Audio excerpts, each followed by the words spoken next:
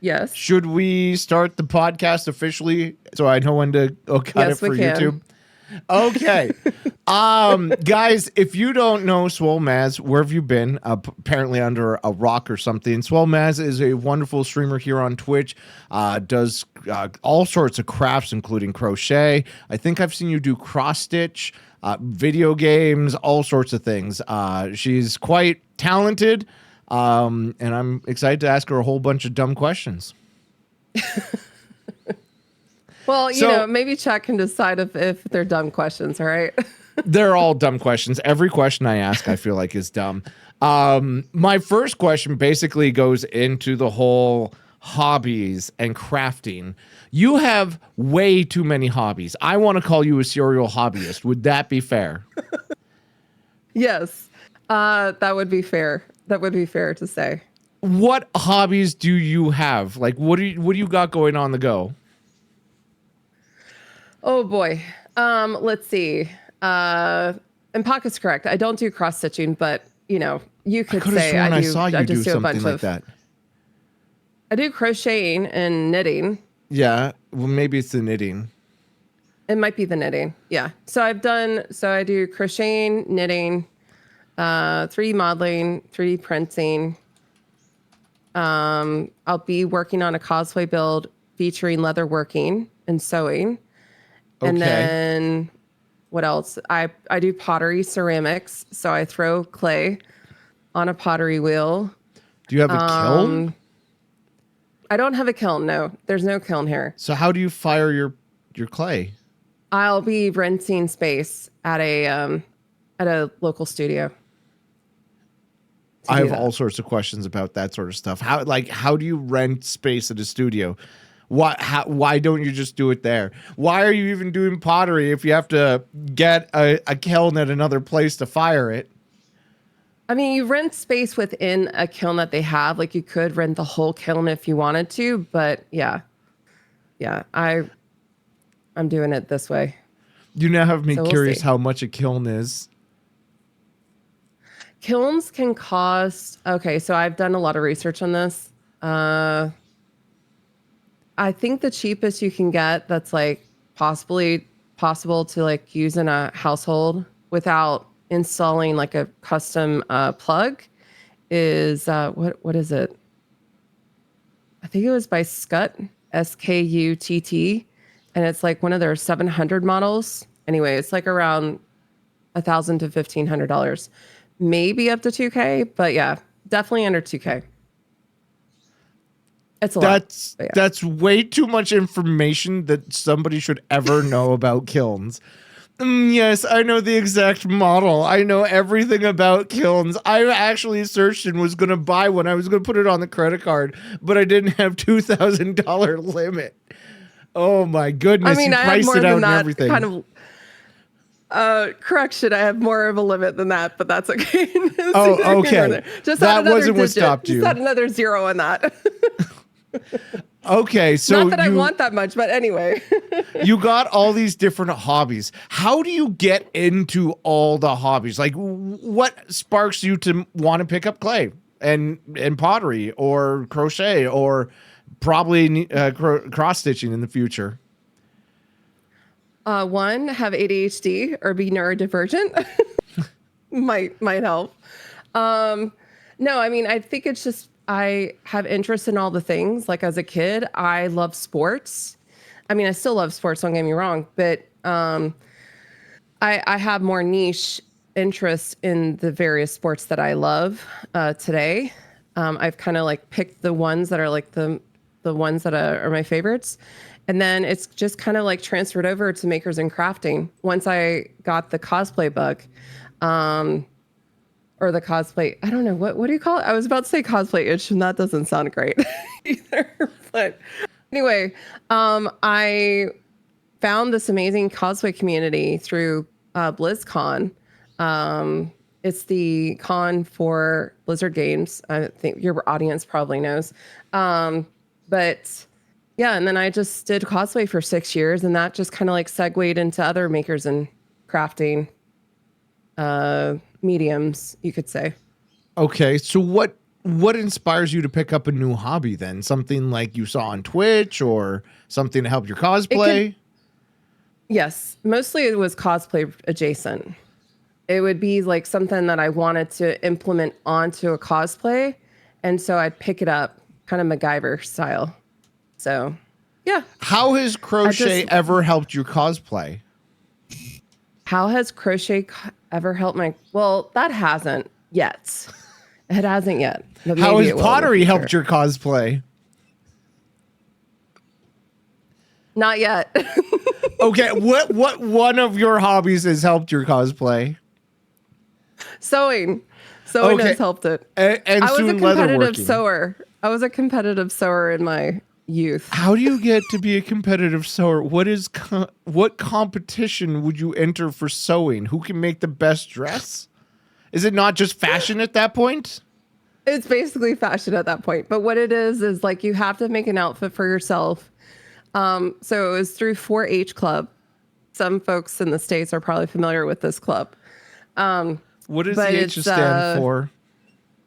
Hand, heart, health, and I don't know what the last H is, but it's like 4-H.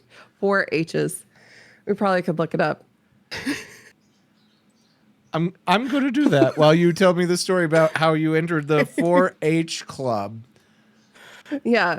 So I really wanted to enter. I wanted to join I wanted to join the Boy Scouts as a kid. I wasn't able to. Like my best friend at the time, he was in Boy Scouts, and ended up, they weren't allowing little girls into Boy Scouts. I think that's changed today. I'm not really sure. Anyway, long story short, my mom found 4-H Club for me. So I started going to 4-H Club. And then one of my leaders, her name was Karen Keys. She was amazing. And she's like, you could try sewing. I was like, sure, I'll try sewing. Cause I was not interested in any of the livestock related stuff. That stuff was just like, no interest whatsoever. I don't want to do poultry judging. I don't want to do, but they have a sheep show and a beef show. They probably do. But I was on the other side of things. So I decided to do a sewing competition, and it starts at like the county level, and then it just keeps going and then it's like, eventually you can get the state level. But what happens is you make an outfit that you want to make, you start working on it throughout the year till it's competition season. And it just has to fit you well. And you strut your stuff like you go down a walkway like it's a fashion show. And you pose and then you walk back like you're a model. You're modeling off your clothes. And also during the day, the judges will study your garments and see how they were crafted. So yeah, it's 2-part. Did you win? I did win a couple of times, and I was featured in the paper. Okay, tell me about the times you won. Like, how did you win? What was the project? I remember the one that was my absolute favorite. It was this shirt. It was a sleeveless top that was this purple with this beautiful sheen design. I don't know. It had little specks in it that were I don't know. I'm not describing it great, but it was not really. A really strong purple. I know. A really she bribed strong purple. The judges, says chat. Oh my God. Bribe the judges. Vix, I just bribe them with my beautiful smile. How about that? No. Who knows? Who fucking knows? I was really young. But yeah, so I remember it. I had a feature of being buttons on the back. And then I also made these bell bottom inspired fitted black pants as well. And that was a lot of fun. And then they thought it fit me very well. And I guess my ability to sew was great enough that I won county level. And then I went on to, is it district or something? I don't know the way they do it. But I eventually went on to state. Didn't win state, but yeah. And you're saying you signed up for this, not like your parents signed you up. You just jumped my mom in. signed me up for 4-H club because I wanted to be a part of something that gave me some kind of like ability to try new things, basically.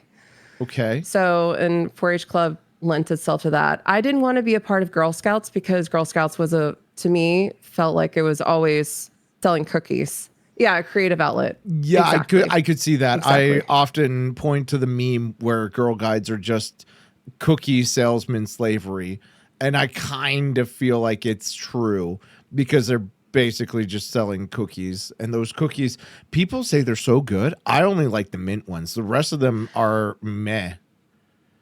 I do like some of them. I like the mint ones. I like, dang it. What is that one? I'd have to look them up. I need to look up. I feel like it's probably flavors. an American only kind of cookie, but cookies. I'm just going to say I've had their cookies. They're not worth the price of admission. I'm sorry. I'm probably going to lose so many viewers for saying that. That's probably my hottest take of the entirety of my streaming career. But like, I'm just not a Girl Guide cookie fan. So there are only a couple flavors that I like. It was the Thin Mints. Thin Mints are amazing. Have you ever like put them in the freezer? No. That was divine. And then the Samoas, like they now call them caramel delights. I'm confused by that. I don't think we have those up here. I remember we have the chocolate, the vanilla, and the mint. Okay, and the trifles, I don't know what those are. It's a shortbread cookie. I like those too. And the toffee tastic's pretty good too. But anyway, why do you guys have so many different Girl Scout cookies down there in America? Why don't we get that? I don't know. I'm sorry. I don't know what to do about that. But you're not wrong. I do feel like the Girl Guides are a cookie salesman division, not a like the Boy Scouts. We went camping all the time, and that's basically the entirety of it is you go camping. We did do some like bottle fundraisers, but that was few and far between. Yeah, it was it felt like, okay, the Boy Scouts, you get to go camping a lot, you get to be outside, explore, and I wanted to do that. And the fact that it wasn't offered really with Girl Scouts, or it didn't look like it to me. Yeah, that's why 4-H Club was like a happy medium. So I was able to then sometimes go camping. 4-H Club did do that once in a while. But I'm being told by chat that Girl Guides has a lot of cookie types in Canada as well, so I'm going to look those up. Okay. I'm sorry. I don't believe that there's more than 3 types. I mean, maybe there's not. Who knows? Is there a menu? There's no menu. Why don't they have a menu of what kind of cookies? Why can't I just order them online? I don't know. Also, I'm going to put your video on my stream finally. They don't tell me what kind of Girl Guide cookies there are. Recipes? Maybe it's under the recipes. No, that's how to make things with cookies. Like you could make minty hot chocolate with the Girl Guide chocolate mint cookies. I might fuck up your video on your side if I'm adding you. That's fine. Okay. Yeah, you will. I'll fix it. Okay. They don't seem to list their cookies on the Canadian website. I'm not gonna lie. I'm frustrated by that. But chat's telling me there's a bunch of them, but I don't believe it. I highly don't believe it. Yeah, I'm not sure. Well, let me get this. Fix that. Why is your camera such a nerd? Wow, you're just ruining everything. I really give me a second. I mean, I haven't done this before, so you need to give me a 2 minutes. What? Why don't you have your virtual camera on a different scene? I don't know. That's a very good question. I'm not sure. What? Maybe I need to be schooled in this. Okay, that's all. I just need to be schooled. Okay. So I just have a scene and it's literally just my camera. Technically chat's there too. And that is what I put out as a virtual camera. Oh, I see what you're saying. Okay, got it. Okay. All right. I'll remember that. Maybe. Okay, I highly doubt a it. note for that for later. I know what ADHD is like. You're just going to hang up after this podcast and be like, well, that's everything. I will forget anything that literally just happened. So, what? It sounds like you might have some ADHD friends or maybe not. I don't know. I might have a little bit of it, undiagnosed, but it is what it is. So you've done all these different projects and different. Oh, I see what I did. I'm so sorry. Oh my God. What do you mean what you did? I'm trying to have a podcast here and you're just, whoo.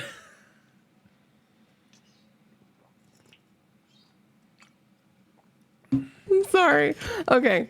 All right. Let's I see what you're saying, by the way. I'm now processing how I would do that scene. Okay. Sorry.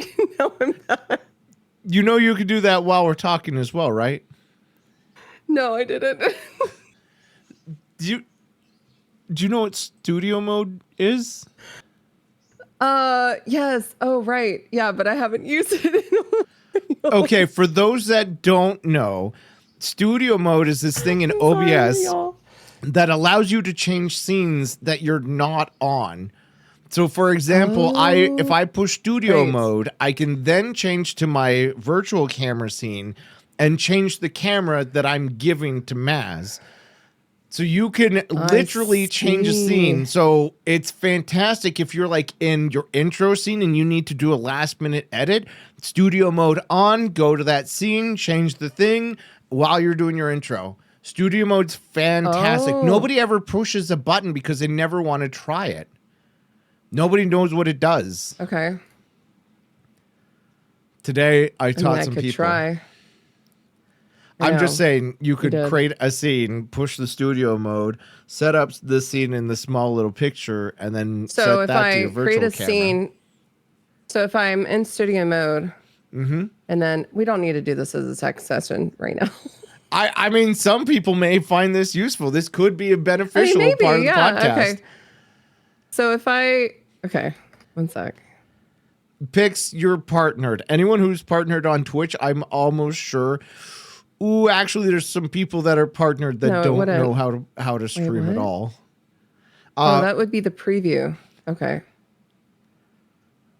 What is the preview?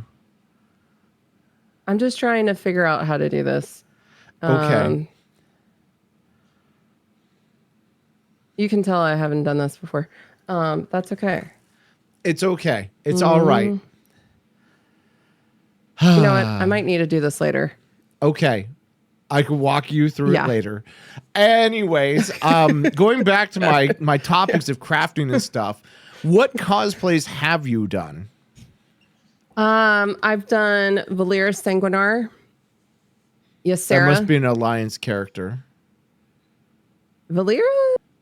No, she's a blood elf. Oh, yes, okay. I think. She doesn't count. I think she's a blood elf. Elves aren't true horde. Okay, moving on. Ysera. I've done a Ysera cosplay in like a human form. And then I've also done Sylvanas with old and new blended together. Who else? Zarya from Overwatch in the Let's Get Physical homage skin dedicated to Olivia Newton-John. And then, oh gosh, there's another one in there. I can't remember right now. But yeah, those are some of the cosplays I've done. Okay. What's your favorite cosplay? Won't be able to fight anyway. Wait, what? What's your favorite cosplay? Favorite cosplay? Oh, God. Probably the Sylvanas one. Why? Why? Yeah. Because she was badass. So it's not because of like something you made it. It's because of the character. Mostly the character, because the thing is, like, I wasn't branching out as much into what I could potentially do as I am now, because I would always wait till the last minute to create my cosplays. Okay. And you said then this again, ADHD. You said this next one has leather and stuff in it. What is your next cosplay? Enshroud Reaper from Final Fantasy 14. Yeah, no, I don't know anything about Final Fantasy 14, so I'm just going to pretend it's Reaper from Overwatch. It's Reaper from Overwatch. Ooh, I wonder, would that even translate? I don't even know. You did Zarya from Overwatch. How do you not know Reaper? No, I know Reaper. I know Reaper. Die, die, die. He says that line. What? Is that it? That's all you know about Reaper?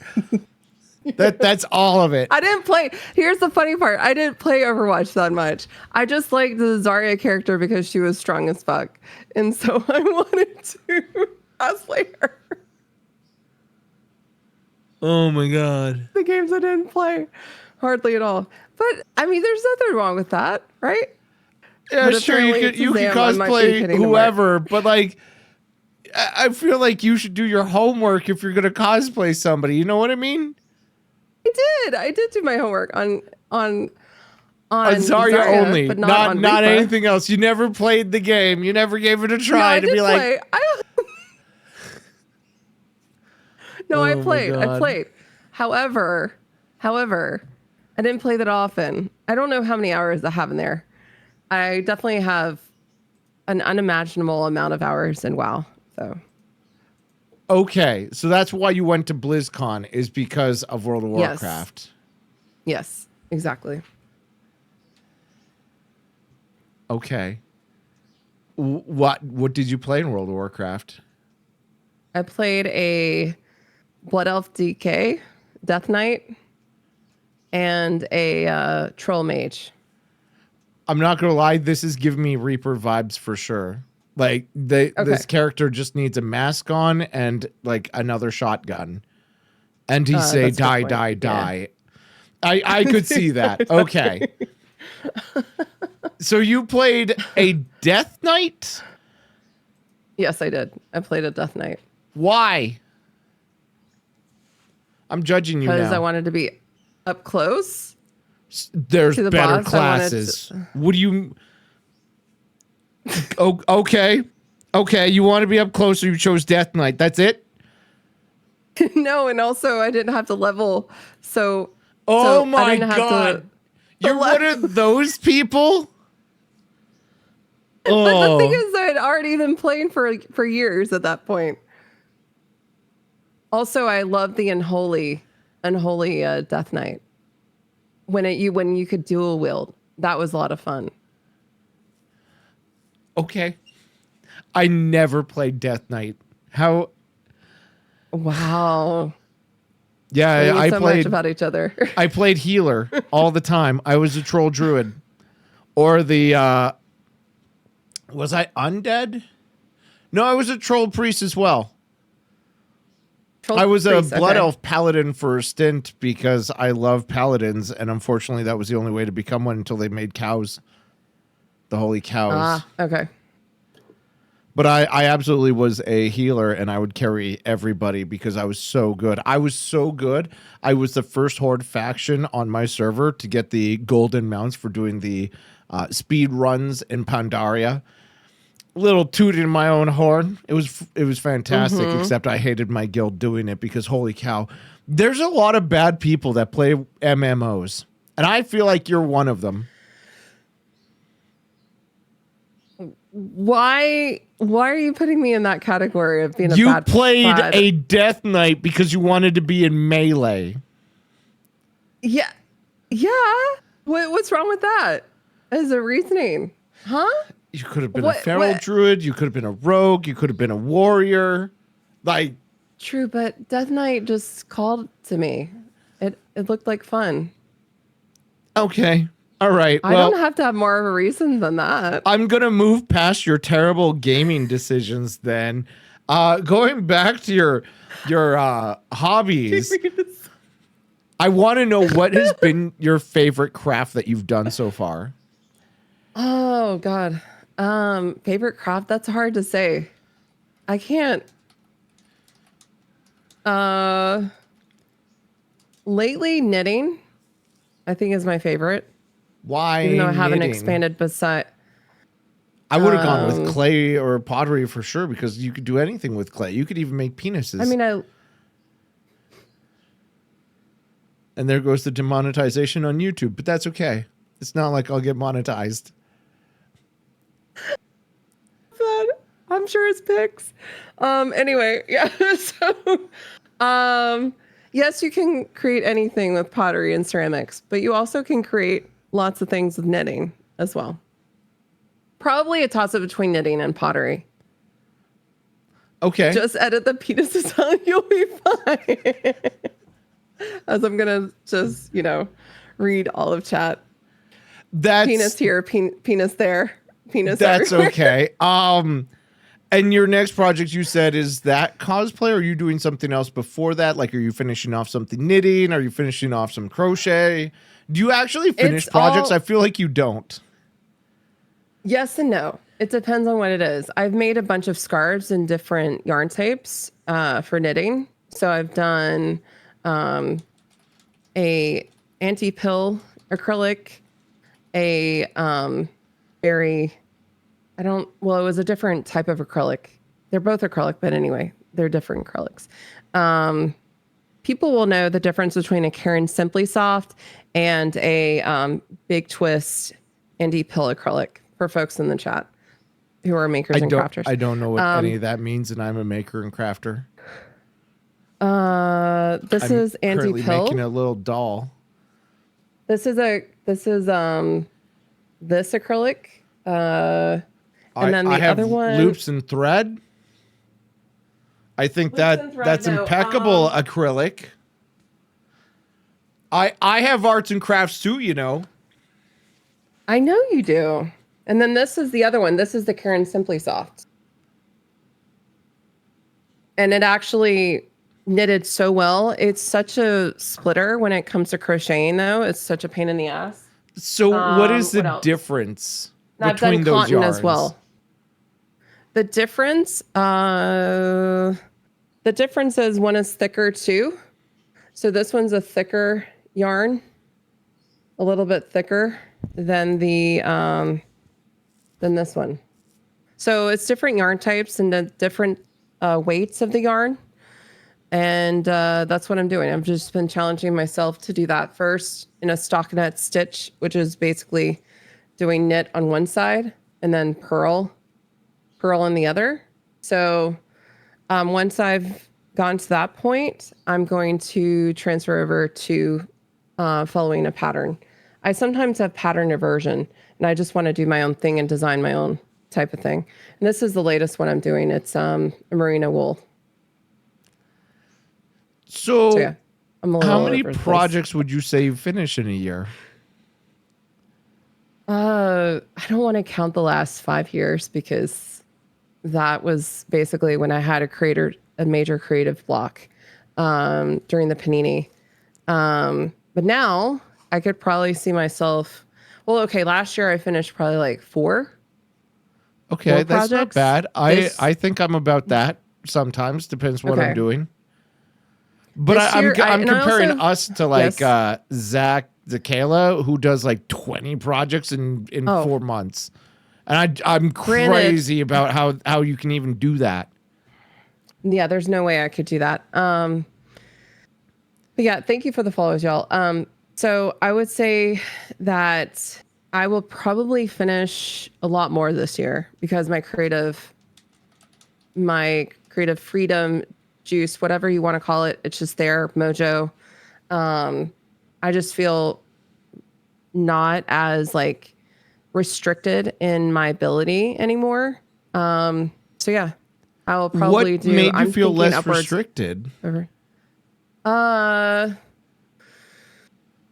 Getting over a COVID phobia, actually. I had a phobia to the outside world for a few years.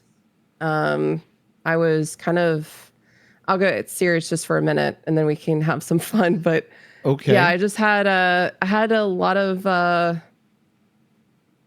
I had inability to go out into the world unless it was required for like a doctor's visit, to get groceries or see my family or see like my friends in like a safe, masked environment type of thing. And so I just got super afraid of COVID because unfortunately one of my best friends in cosplay had passed away from COVID earlier in the pandemic. And so anyway, that ramped up a phobia. And then I was able to get over the phobia. Oh my gosh. Hello, JC.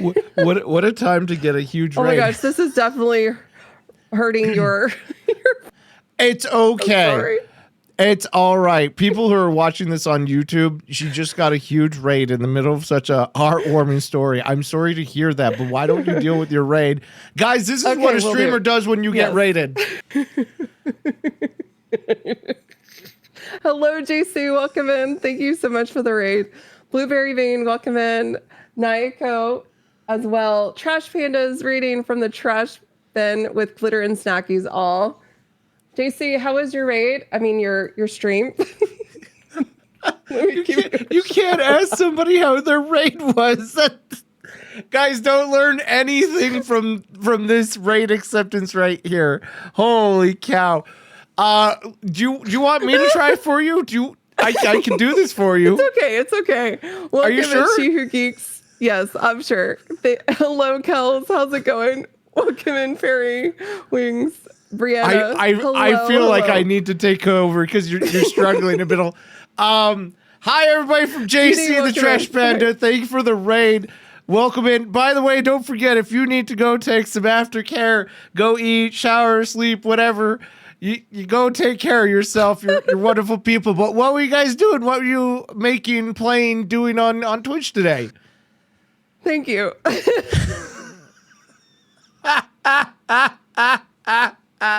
Oh my God. The JC needs floor time and snacks. And I feel like Maz is getting there. I do too. I really do. Oh, dear. My God. Oh, dear. 10 out of 10 would rate it again. But guys, welcome in. We're doing a podcast where I'm trying to ask Maz a bunch of questions and herd her like a cat because Maz is all over the place today and it doesn't help when she gets rated like that. Oh my goodness. I can't. Is a nap included too? Yes, please. I did nothing besides get sass for almost 3 hours. JC, that sounds about right. That's the average Twitch experience. True, especially if it's from a mod or any of the mods. Yes, 100%. Okay, so you were telling me about your COVID phobia, and my concern here is how did that stop you from being creative? Like, were you not able to get the supplies, or like, I would have been more creative if I wasn't going outside. I'd go stir crazy and do all sorts of things. I was heavily into video games. I was really into playing Apex Legends, and sometimes I played WoW here and there, but mostly Apex Legends. And yeah, I don't know. I think that just a part of it was blocking my creative outlet. I wasn't meaning for it to, but the irony about this is that once I got COVID for the first time, because I had gone to Victoria, BC, British Columbia, for folks who might not know. Very well. It's in Canada. I know you do. I have a Canadian flag. You're right. And so I went with my friend over there for the first time. I was like unmasked, and we had an amazing time. But then I got COVID from the trip. However, it was a blessing in disguise, right? Like I might have been testing positive for a month with COVID. However, I was symptom free mostly. I mean, besides testing positive that whole month, but like after 2 weeks, I was much better, but I couldn't really do anything, right? Like my daytime job is coding, so I can sit on my butt all day and not have to like exert much physical energy. But I still was like almost bedridden, because I took it very seriously to not exert my energy outside of what I could do, right? And so I picked up crocheting, and that's slowly, and also being diagnosed in intermixed, like I'd probably say a couple years before that. I diagnosed with a connective tissue disorder that had really lent itself to having low spoon days. And basically my makers and crafting interest, like with cosplay, was much higher energy in terms of having to create those cosplays, right? So what I'm trying to get at is that crocheting was my gateway to having a lower spoons craft that could allow me to like just start exploring again instead of feeling like my creative energy would be all spent on like a big project like a cosplay build. So yeah, you got creative after you got COVID. Yes. Is that correct? And then I got over my. Yes, that is very fair to say. Yes. Okay. And also thankful for folks like 9.5 and the amazing communities on Twitch that really lent itself to also helping me just be okay in that state that I was in, if that makes any sense. Like, yeah.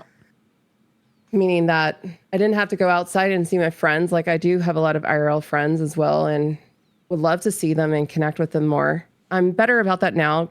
I think this is a year that I'm going to be more social. I am an extrovert and that's what Twitch lends itself to being more social again, being able to have my creative outlets as well and being inspired by different streamers and what they've done. So how did you find creative Twitch? Arts. I found Twitch long ago on I don't even know what day it was. I created an account in 2015, apparently. But I wasn't as active on it until 2018. Okay. I met some folks who were doing a panel at Geek Girl Con, which is a local convention in Seattle that I helped found. I only helped out with the first year. Which was its inaugural. It was amazing. It did fantastic and it's still doing amazing. But someone was doing a panel on Twitch and how to stream and how to do all of that. And then I met the local community in Seattle, the Seattle Online Broadcasters Association, SOBA. And I was like, oh, this sounds like amazing. This sounds like a lot of fun. And so I started streaming a little bit here and there in 2018 and 2019. I wasn't very consistent, but that's how I got interested in Twitch. So okay. So yeah. So I don't know. Yeah. Let me ask you a question on that same vein. How do you find who to watch on Twitch? Because there's no real, aside from the wheel at the front page or sorted by category, how do you find who to watch? That's a good question. Partly it's just my interests, and those are vast. I follow so many different genres. I mean, I follow a lot of Apex Legends creators. I follow a lot of makers and crafting, a lot of DJs, because I also have an interest in music and DJing. So I'm weirded out about how Twitch took DJing, but it's kind of a good thing, but at the same time it's kind of a bad thing. I'm not sure where I sit on Twitch DJing. I have a lot of DJ friends as well. Well, the thing is, like, I just ended up, I love music. I went to festivals a lot. I was a raver. Do you want to be a shoulder cat? Is that what you want? She might want to be a shoulder cat in a second. I know I'm announcing things. That's another thing. Do it. Shoulder cat. That's great content. Do you want to say hello to Sam?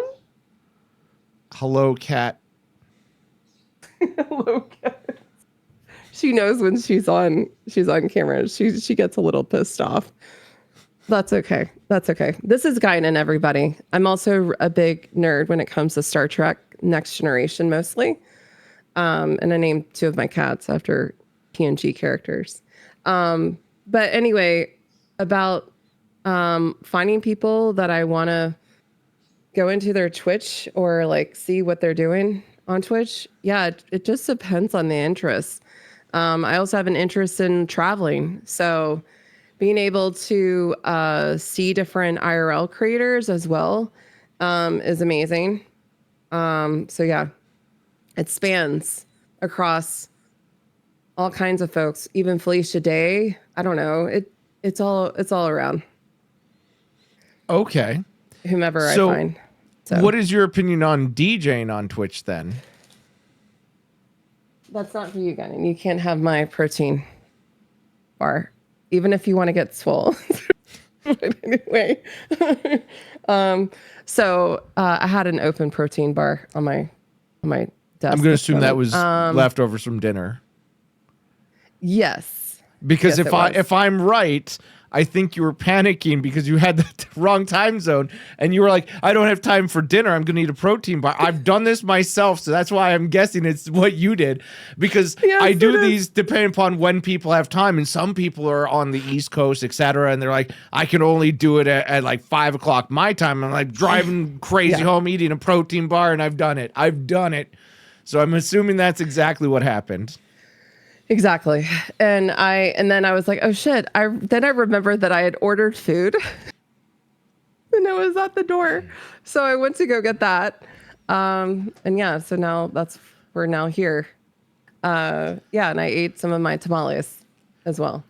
So, yeah. Okay, but I asked about the DJing today. on Twitch that you totally went off on a different tangent about.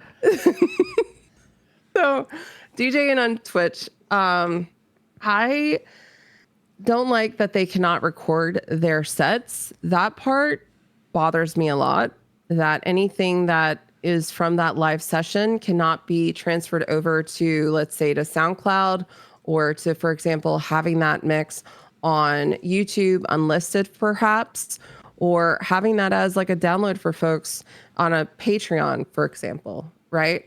So you have to have your separate site for that sort of thing, and do a mix separately from Twitch entirely to then be able to like give that to people if that's something that they're interested in. So that's the aspect of DJing that I'm not too happy about, but I understand for licensing agreements with music distributors or labels that's the agreement that had to be made for DJs. And to be clear, once I do start DJing, it's going to be an entirely different account so that I can still keep my VODs on this user. Yeah. So naturally. Username. Yeah, naturally. Exactly. So I guess that goes into the next conversation of what do you like and not like about Twitch? Not just from a DJ perspective. Not like? Well, for one, this is just comes to mind. I was discussing this, I think in a friend's Discord that the sponsorships, for example, are all gaming related. There's nothing that's available for creative folks, whether you're doing traditional art or you're doing makers and crafting. There's no sponsors for folks in that way. So you're left, meaning what Stream Elements or Twitch partnership with them provides folks for opportunities to partner with different. I could have sworn they do like TV shows and movies as well. That's not gaming specific. That you could take as a crafter. Oh, they do TV shows. Okay. I could have sworn. I don't get any because I'm not a big enough of content creator. I fell off pretty hard. And second off, I'm banned from Stream Elements, so that's that I never get to see the gaming sponsorships. I get to see when people email out like game codes and stuff, but not from any sort of official sponsorship side. Okay. Yeah, no. I'm not familiar with those. Okay. Well, I don't recommend doing the Stream Elements ones anyways. Yeah, I haven't done that. I haven't done that yet. I've thought about it, but because of Star Trek, because I love Star Trek, but I'm not sure about the game. We'll see. They're all the same sort of game where you build an army or a spaceship and you fight other people and you're encouraged to pay so that you get a better army than the other person. It's very similar. It's a shame for Star Trek because I used to play Star Trek online. I'm sure you played that. It was such a good game. I played very little, honestly. I did not play that much. It was good until they released the biggest ship that you could literally spend money on to just get the best ship in the game, and then you just paid to win, and it went downhill from there. Oh, man.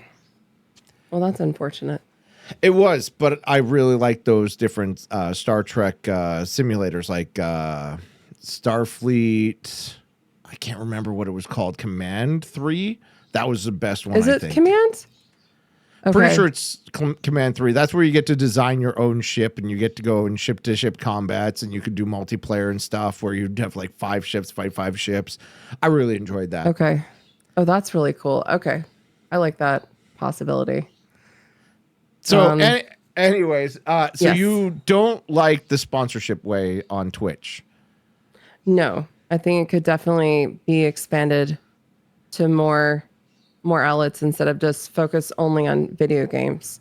I think that they're missing an entire subset of Twitch. I mean, it's not as big of an audience, perhaps, but I think just like even trying one to see how it goes, and then from there, seeing if it could be expanded would be great for creatives on the platform. I don't know if they could focus on anything for creatives. I think that would be best done from the creator straight to whatever sponsor. You think so? Okay. Personally, primarily because it's a lot easier to find your market that way than to try and market to all of Twitch. Because remember, Twitch is huge. And when you're looking at a platform that's that big, and then you look at the makers and crafting, which I argue is thousands, maybe tens of thousands of people that enjoy makers and crafting, it's hard to get to a nitty gritty for that. It'd still have to be somewhat general, right? Yeah. At least for Twitch to make any sort of money. But I don't know. I do think the sponsorship on Twitch has a long way to go. I'm glad that they're making strides on it and improvements, though. Mm-hmm. What do you like about Twitch? What do I like about Twitch? I love the community with makers and crafting. That's probably my favorite. Are you sharing? Yes, I would like some food too, Vix, please. Also, Slow Roll, thank you for those bits. Yes, thank you so much. That's actually one of my cosplay friends. He also goes by Blarg online. He's awesome. He's done some amazing cosplays at BlizzCon. Blarg. Blargh. Yes. Huh. Do you know him? No, not at all. No? I just know that when I was a wee lad, I used to be very cringy, and I'd be like, Blarg. Oh. And I don't mean to call Slow Roll BFX cringy, but at the same time, I have not heard anybody use the word blarg in like a decade, if not more. Valid. That's valid. Anyway, his partner, his beautiful wife, Redtastic Creates, is an amazing makers and crafter, and they've done fantastic cosplays that were featured at BlizzCon. So I'll always hype them up. They're amazing. They've done some great stuff. So I just love the community. It brings me together with folks that I know from other communities, whether it's like so happens to be BlizzCon cosplayers, or happens to be like one of my friends that I know from an ADHD community. Like or one of my old buddies from World of Warcraft days. Like, she doesn't stream anymore or at this time, but it's just been great. I've met amazing new people and have met old friends on here too. So it's been a bit of both. I also love the Apex community, but makers and crafting is probably my home. I found my home here. So okay.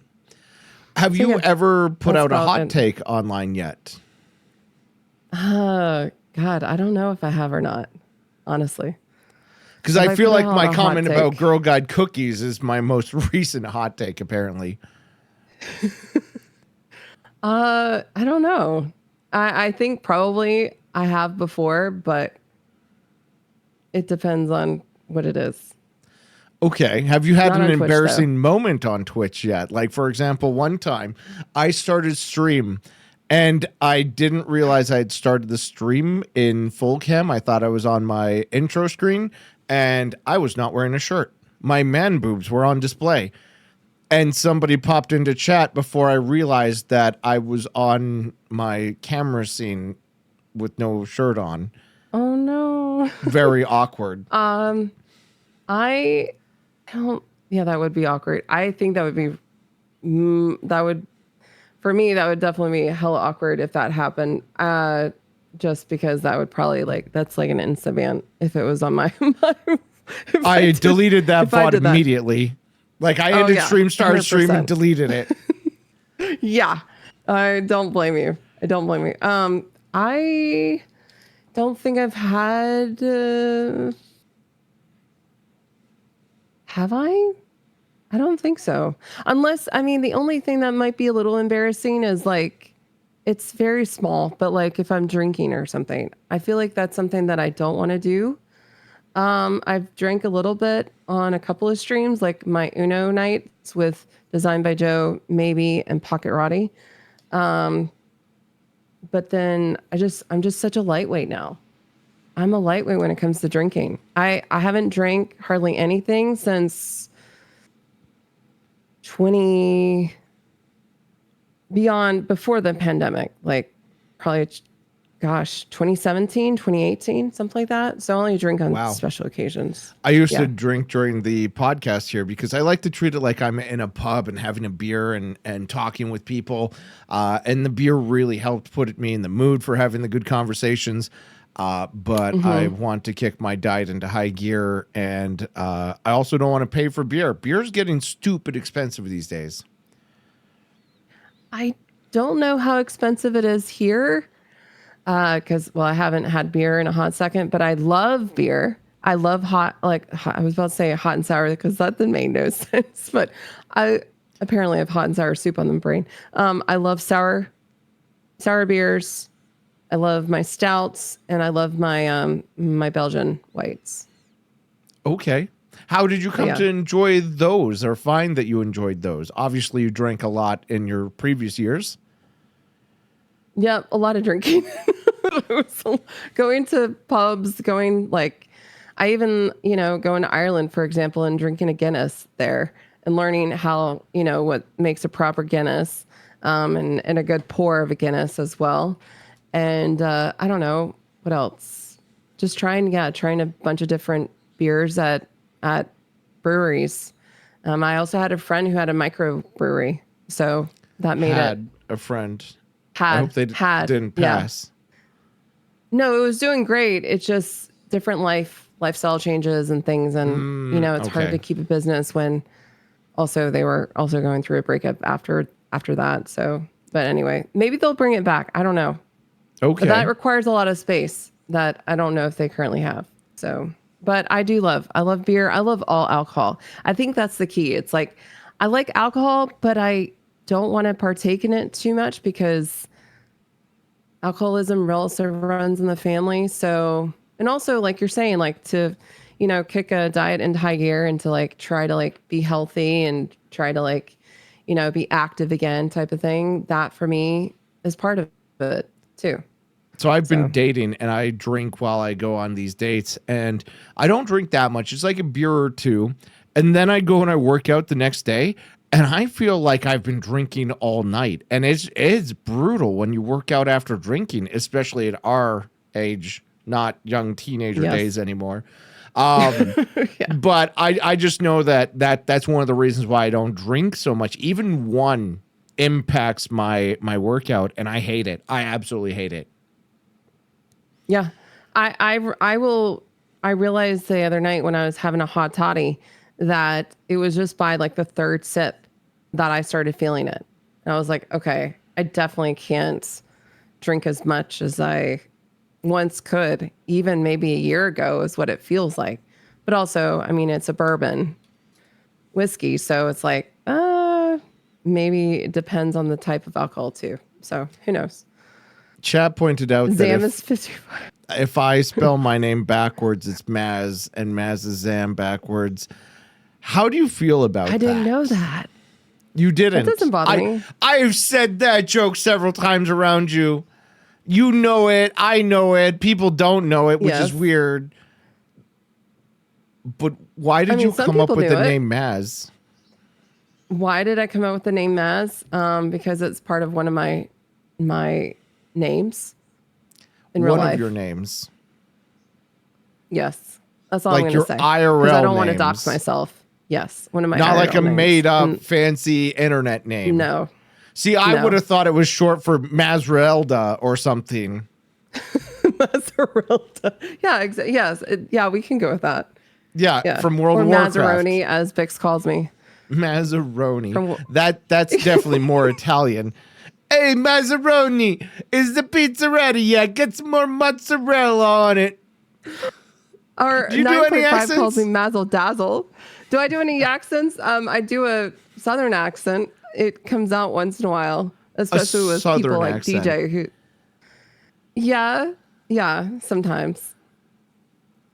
Okay. I just, it sometimes has a bit of a, I don't know if it's Georgia adjacent, but I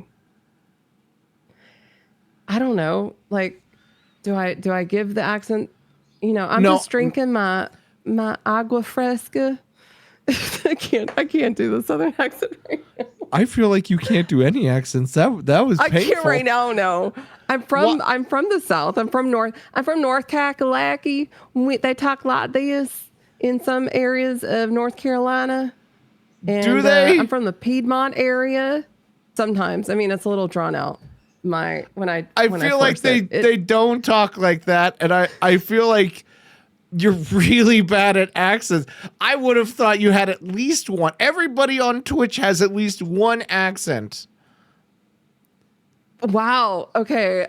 So your homework after this stream is to go to the mirror and practice an accent. I'm not going to go to the mirror and practice an accent. No, I'm sorry. Why not? I've lived in so many different places. Maybe that's why I have such a neutral accent. I don't know. I've lived in different countries, or only one other country, but yeah. So for me, I think that I just don't have no accent. Okay. I'm not saying that you have Turkish one or accent not. When I speak Turkish, you can totally use a different accent though. Like, how are you going to do story time and have two different voices? How are you going to read a story-based game and have two different characters? They're all going to sound like Maz.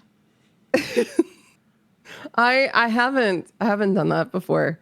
I've tried a little bit with the dialogue in the cutscenes of Final Fantasy 14, but I'm not that great at it. So, shame. You should go to the mirror and practice. Goodness, I think I'm okay with that. Okay. I do want to do voiceover work at some point, like a narration of certain things, but not accents.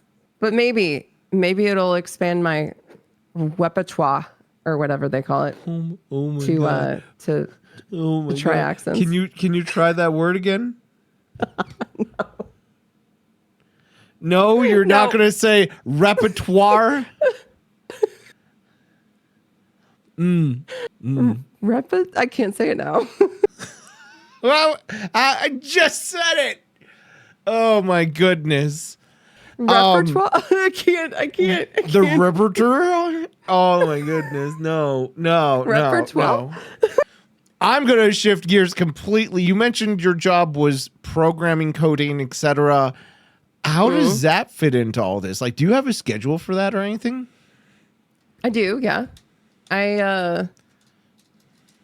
What do I do with that? I work basically 8 to 5 each day. Okay. And then Monday through Friday, and that's about it. Is it all remote? It's remote. Yeah, it's fully remote. Okay, that must be wonderful for helping you do streaming and stuff because you don't have to travel to and from work and all that. Exactly. So, okay. Yeah, I like it. How did you get into coding? Coding? MySpace. Probably. What? No, there was other reasons too. I mean, well, you could code. You could customize in HTML your MySpace page. I got into that part. Also, there was Angel Fire. There was GeoCities. I was chronically online at a young age, starting in high school, at a all girls boarding school, and then I went to live in Istanbul, and the guy I was dating at the time, he was creating these like small websites for restaurants, and then that when I started like helping him a little bit with some of that work, I realized how easy it was. It's like after that, and my little adventure with MySpace as well, I was like, you know what? What's gonna be like a long-lasting career, and it's going to always be making money. And I was motivated by money, and I wanted to do something that would be consistently something that's not like a volatile market or sort of thing. Not to say that all tech is stable. It's not. But yeah, I went with computer programming, and also saw a lot of my friends getting into debt with like 4-year degrees. I went to college for 1 year at a uni, and then I decided that's not for me. So then when after that I was living in Istanbul, I was in during that whole experience. I know I'm a bit all over the place, y'all. Sorry. And I was doing a little like part-time work for my partner at the time.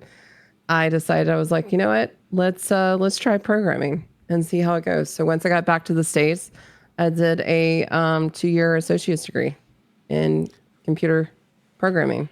There's so many questions I now have. Okay. Oh God.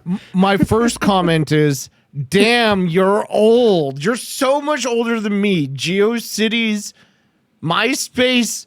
Holy shit. How is that dated old? yourself so Excuse hard. me. That's from like the 1980s.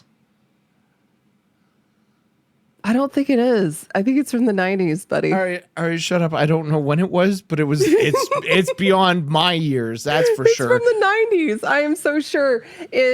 Internet was not widespread until like 94, if I recall. 1994. Listen, that's before my time. I'm sure it's before a lot of people's time because damn, girl, you old. Now, second thing, why did you go to Istanbul? And why is it not Constantinople? Because we're not in the... When was that? Like, no, the correct answer is that's nobody's business but the Turks. True. It is nobody's business but we the Turks. Because I'm Turkish. This is why I went to Istanbul. You're Turkish, so you decided to go to Istanbul. Do you have like a citizenship before you were in America? Did you emigrate over? No. Like how does all this work? My grandpa, my mom's dad, is from Ankara, Turkey. And so, or as they officially now, the government there wants people to call it Turkey, but I'm just going to keep calling it Turkey because it's easier for Americans or North Americans in general. So I was given the opportunity initially to go to high school in Turkey, and I wanted to be in a different place. I always said yes to things because I wanted to experience new opportunities as a kid. And I had a live-in tutor with my mom and I, and she didn't last probably maybe less than a year, I think it was. And I wasn't ready. I was not ready to go to high school in Turkey because cue the undiagnosed ADHD. I learned enough, but not. I learned enough to like have conversational Turkish at the time, but it wasn't enough to like start going to high school, in another language, in another country, Yep. So, and no one else in the family spoke Turkish except me and my grandpa, and my tutor. And so, yeah, I mean, it's the story of assimilation, and not making your kids be as like integrated into society and in like their new environment and stuff like that. So, in any case, I grew up going to Istanbul and going to Turkey a few times as a kid. So like 3 months at a time, like an entire summer. I remember like one summer I got out of school like a week early to go on a plane to Istanbul. And some of my earliest memories are speaking Turkish with some of like the neighborhood kids. So I would learn some and then I would forget it completely going back to the States. So at some point, my papa had asked each person in the family, like his children, and then, I was the first granddaughter. And then he asked me, nobody said yes to going to Istanbul, because it was his dream to try to give that opportunity to learn another language, to learn Turkish, to become bilingual, and to have that immersive experience in our other culture, right? Like, I didn't realize how American I was until I moved to Istanbul, but then I also didn't realize how Turkish I was in some aspects too, right? So it's like, I've always felt this like pull between Western and Eastern culture. That makes sense. Like, I don't feel 100% a part of Western culture, and I don't feel 100% a part of Eastern. So it's this like, and some people will get me if you're bilingual or grew up multicultural, multi-ethnic type of thing. But yeah, I was the first person in the family to say, yes, I want to go on an adventure and learn Turkish in Istanbul and spend time with my family there. And so I did that.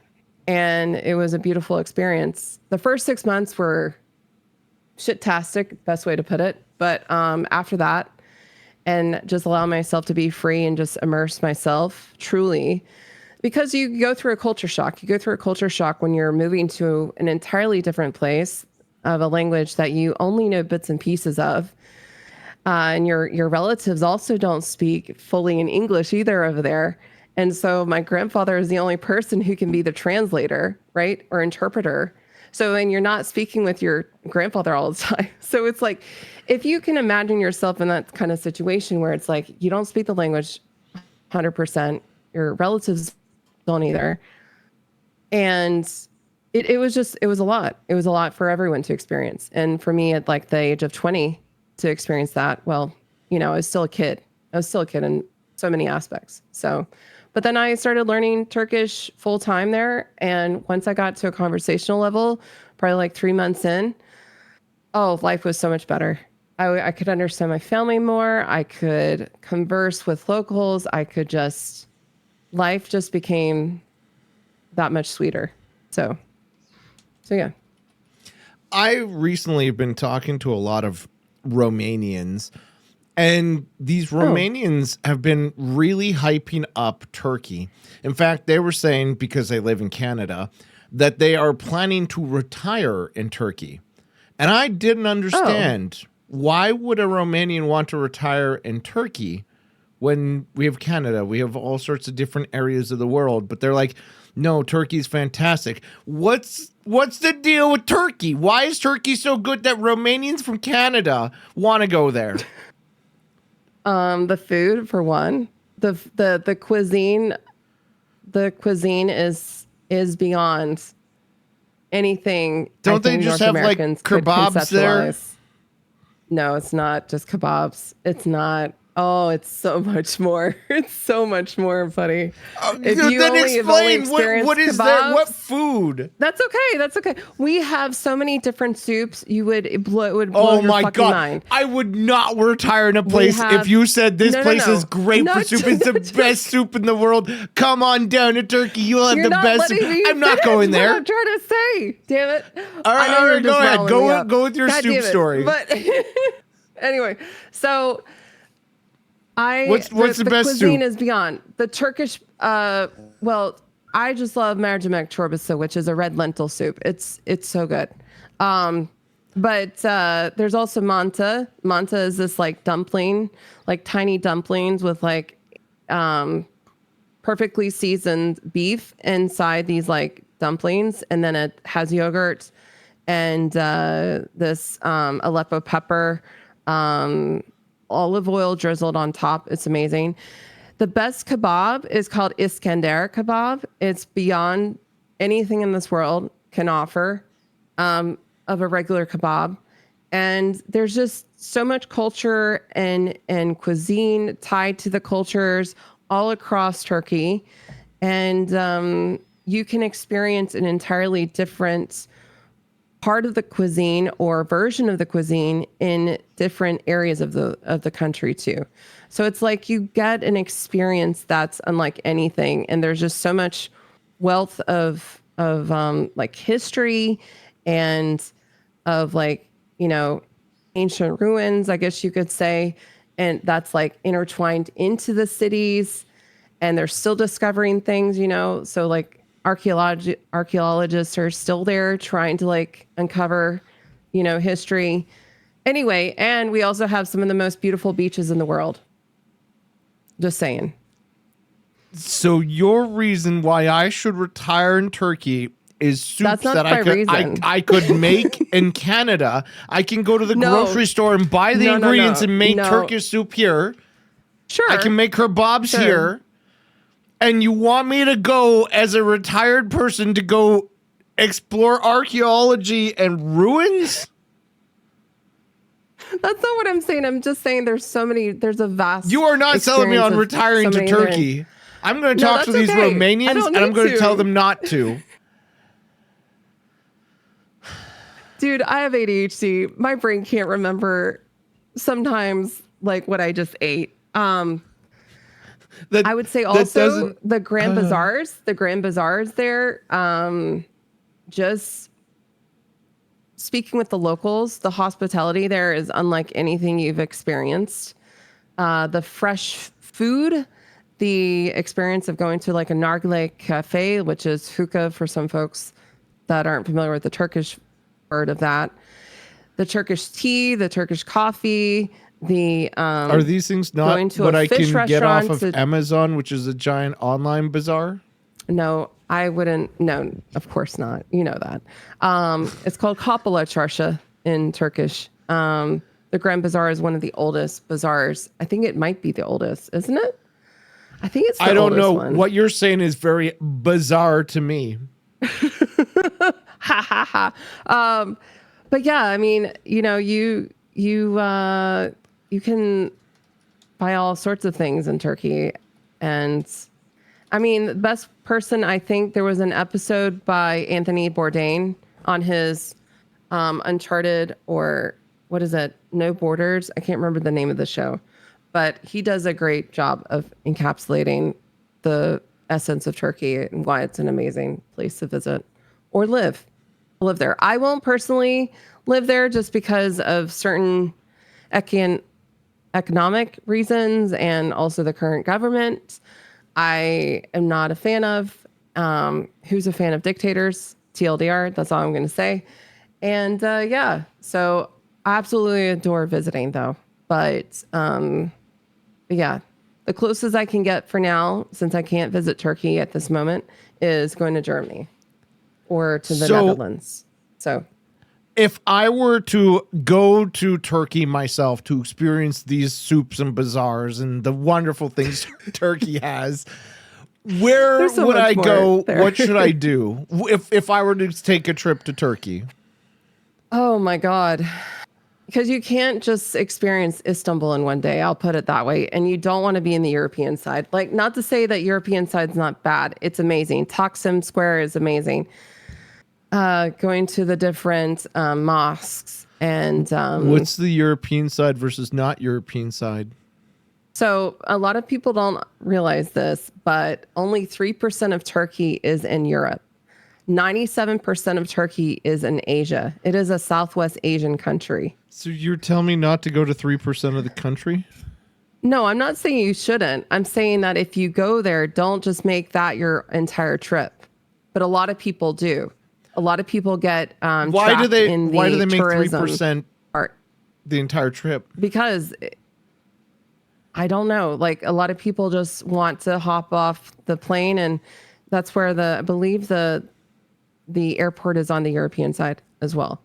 But it's like you go to like Taksim or to Beyoğlu Street. Where else?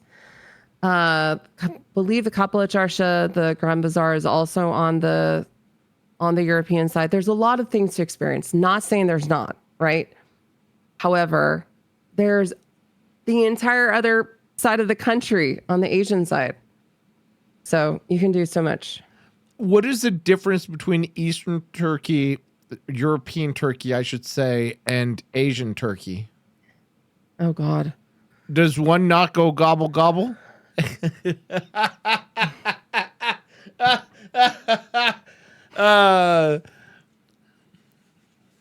I'm sorry that you don't like that joke. That was a great joke.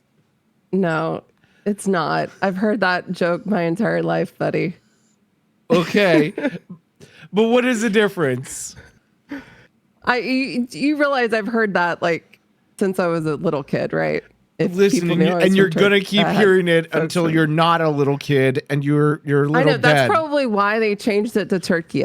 That's probably why that they now call the country Turkey. Honestly, one of the reasons. Because of jokes like that. I feel like they should have just leaned in the jokes and just made it their national animal. No, you do. I don't think you can really find turkeys in Turkey as it is. Import them, make your national animal turkey. Easy. Why do I have to make all the brilliant moves for Turkey? Okay. So what was the other question? What was the difference between European and Asian Turkey? Okay, so the difference would be that a lot of the touristic places are on the European side, and all it is just Istanbul. The 3% of Turkey that's in Europe is all of Istanbul. Is the city of Istanbul, and yeah, there's some other cities as well, but mostly Istanbul. And then on the Asian side, you have most of the country. You have the other part of Istanbul. You have Ankara, the capital. You have the southwest coast of these beautiful beaches: Antalya, Kenidos, Datça, Bodrum. You have Izmir, Turkey. There's so many different places. Like you're just making up words now. None of these, they're not English. They're all Turkish cities. What language do they speak in Turkey? Is it Turkanese? Do they speak English very well? Do they speak like, I don't know what, is there a Turkish language? Yes, there is. Yes. There's a Turkish language. There is. It's Turkish. Okay. Turkish is the #1 spoken language. Okay. What else do they speak? Like if I was to go there, would I be able to get around for speaking English? No. Most likely not. So very little. You're telling me not to go to Turkey. Maybe a little bit. No, I'm not telling you not to. I'm just saying you should probably learn a little bit of the language before you go. Oh my God. I will say if I did that, you know how many languages I need to learn? No, you wouldn't. You'd only have to learn Turkish if you went there. Yeah, but what if I want to go to France? I'd have to learn French. What if I wanted to go to Germany? I'd have to learn German. If I had to learn a language everywhere I went, I'd go crazy. Or go with a tourist group. Yes, you could go. Yeah, I think tourist group. Yeah, I wouldn't recommend. I mean, you could, but yeah, you'd be trapped in the touristy areas. Google Translate. Yes, you could do Google Translate. Exactly. The other thing is you can hire a guide, a local guide, to help you out, or a local interpreter, or make friends with someone who lives there. Yes, there is that as well. I would say the thing is like, don't be afraid of. You could. I don't know if I could go there right now. I've been told by my family not to go to Turkey right now. Because of the politics, or because you're out wanted for crimes? I'm not wanted for anything, but I also have spoken outwardly, publicly, socially against the current government, and that could land me in some serious water if I'm in the country. I could immediately be put in jail. for that. Today They I don't learned have Turkey freedom of has speech or jails. freedom. Oh my God. Today I'm learning a lot about Turkey. Wow. I know. Yes.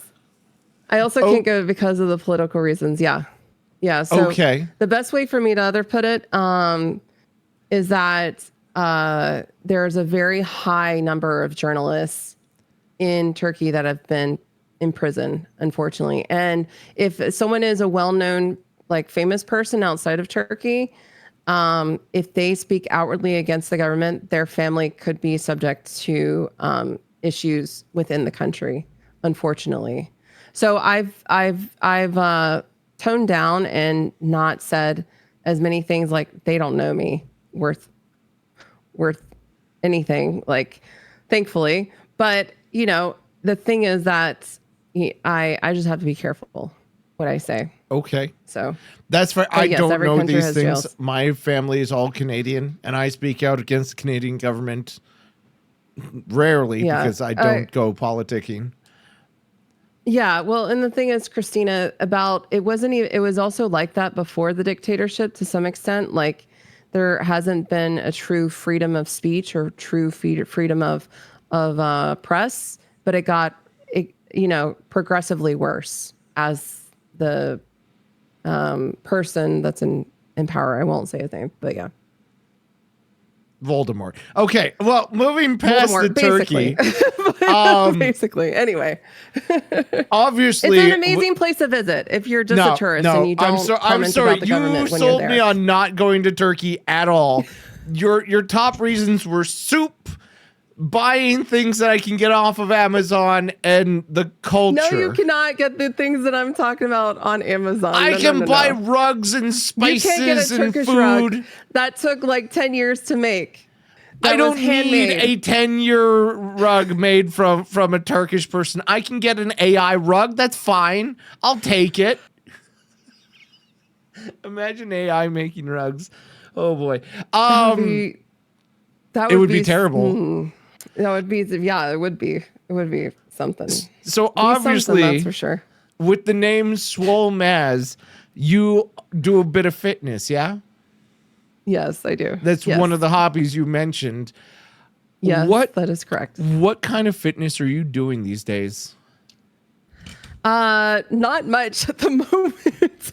I was hoping that I was going to do more, but I have a workout stream that I'm supposed to be doing. I need a plan on my channel that the community raised, or they put their channel points towards within like 2 to 3 days. And so, what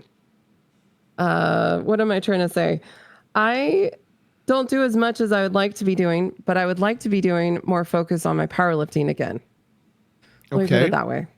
So that means squat, bench, and deadlifts. Okay. So do you have like a... Have I heard of squats, deadlifting, and bench? Yes. No, have you heard of powerlifting? You've heard of powerlifting. Yes. Right? I've also heard of power thirst, but that's a different situation. With your workout, do you do like any sort of plan? Like, how do you know what you're going to be working out with? Yes. I do typically it'll be like a 12 to 16 week program. That's a progressive load over time. And using, what's called RPE. It's like, rate. Oh my gosh. Let me look it up. Cause honestly, right now I can't. Acronym. Powerlifting. I hate acronyms. It's like rate of exertion or something. It's, rate of perceived exertion in powerlifting. So we use a scale of like 1 to 10, and you try to like see, like if it's a 10, that means you don't have any reps whatsoever. You're completely like out of air, so exhausted. And a 1 means like, oh my gosh, I could do like 50 more reps of this current weight that's on my back, or something like that. So it's you using those tools, and also recording myself, recording my workouts, specifically like my top sets. And a top set means like the main weight that I'm doing nearly the most reps on, or was my end goal for the squat, bench, or deadlift. So it comprises of the main lifts, usually splitting up squat, bench, and deadlift on different days, and accessory lifts to accommodate those days. So if it's a squat day, then I'm probably going to be doing like hip thrusts for my accessory work. I'm going to be doing lunges, weighted lunges, maybe doing the glute ham raise developer as well. Stuff that some people might not know what the hell I'm talking about, but I don't. I know what you're talking about, but I'm boggled about all of it. Like, why powerlifting? Why not just regular weightlifting? Why not cardio? Well, why weightlifting. Okay, so regular weightlifting, like Olympic weightlifting, includes why does it have to be Olympic? Well, if we're going to categorize lifting, I'm talking about the different sports, like competitive lifting sports. I just lift weights. Yeah. The thing is that I have a competitive drive, and I want to, if it has a competition potential, I don't do this with everything, right? But with powerlifting, I found out that I was decently strong. Mm-hmm. So I wanted to enter competitions. What other competitions do you enter? You enter crafting, powerlifting.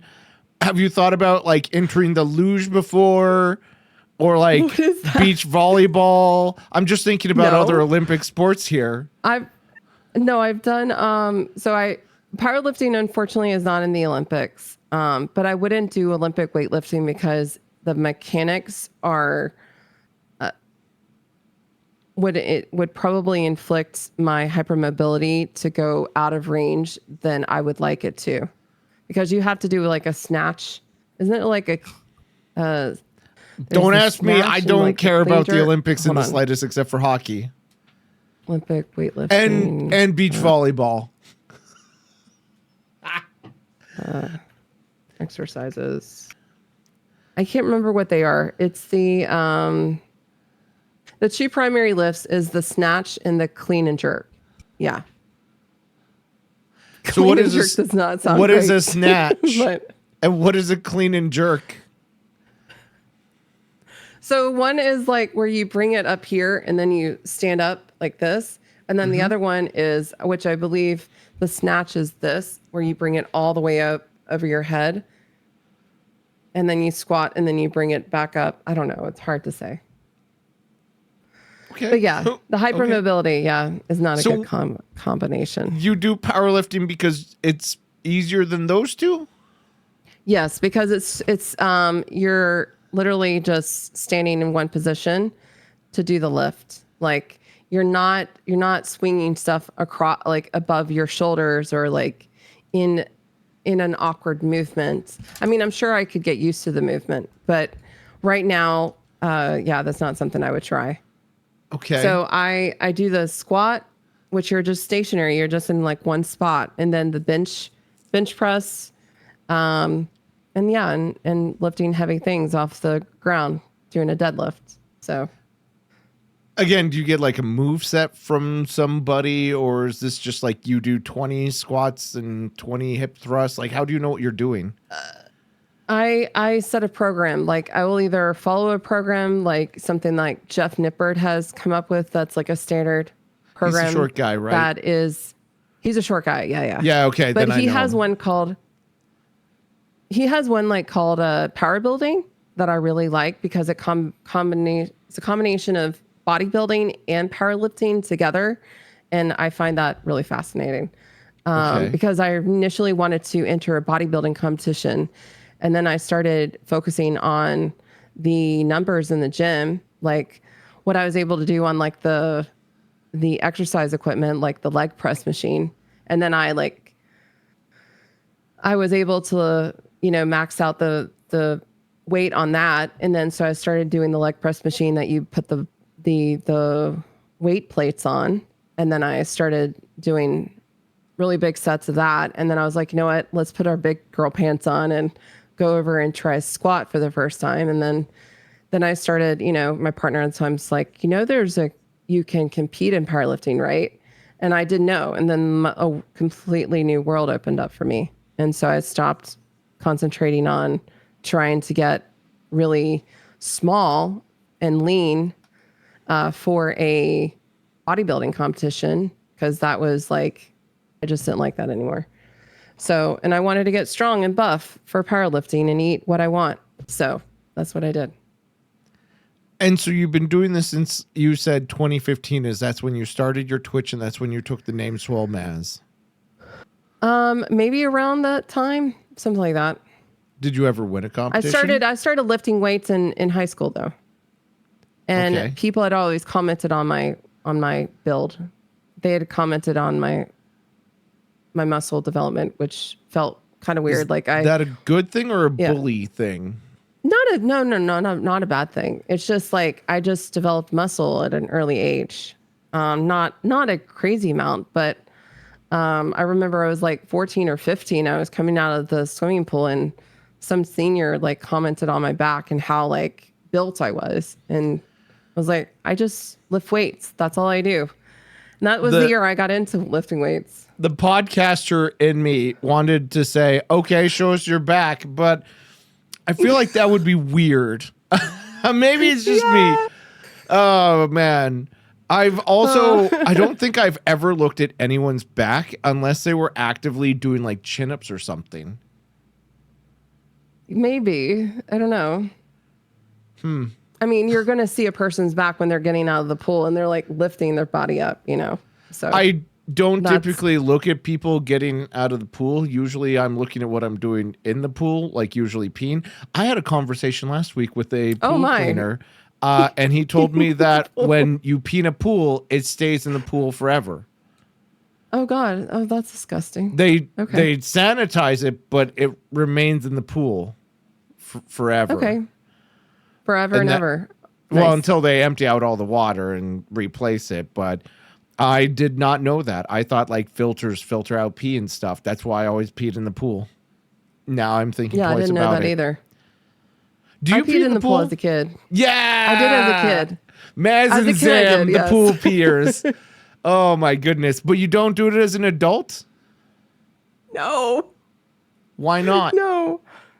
I don't want to do that as an adult. What do you mean you don't want to do that as an adult? What changed? I would rather go pee in the toilet.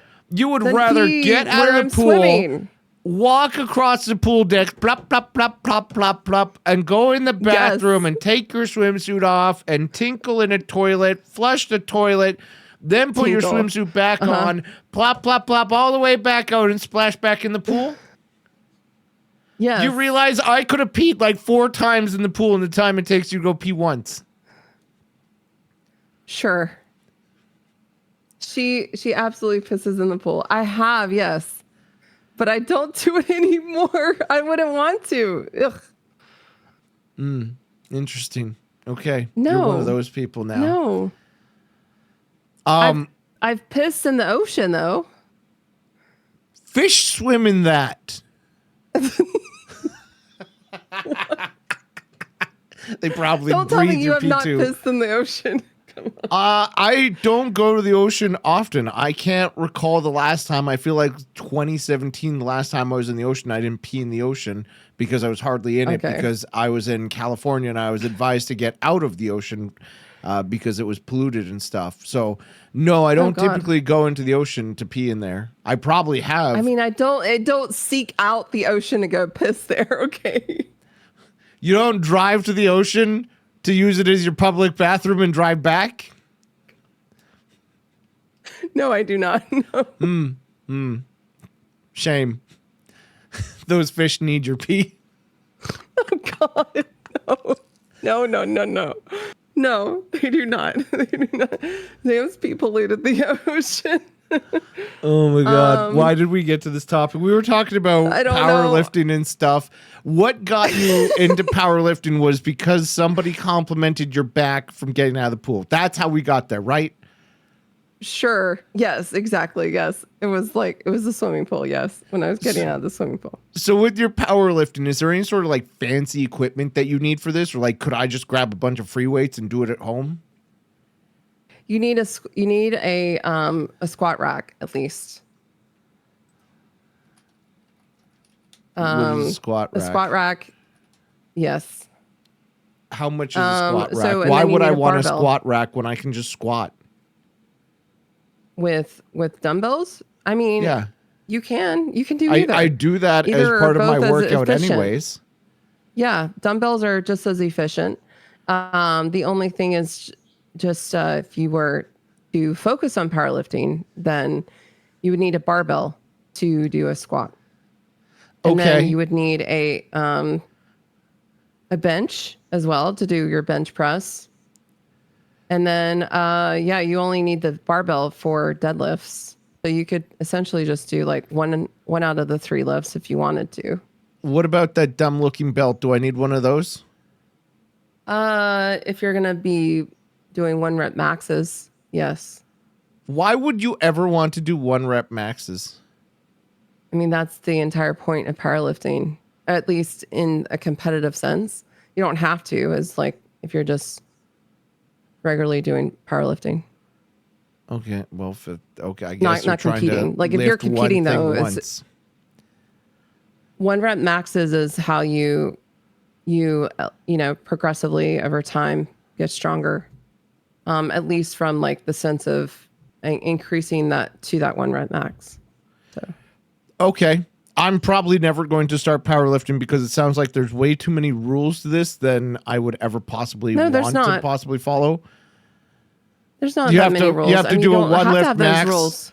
You need a squat bench. You need a pole. You need barbells. Why can't I just lift stuff and put it down? You can. I'm just saying that the lift specifically of powerlifting is with a barbell. It's not with dumbbells. So I have to follow stupid rules to do this. That's not a stupid rule. How is that a stupid rule? Why do I have to use a barbell when I could just have free weights?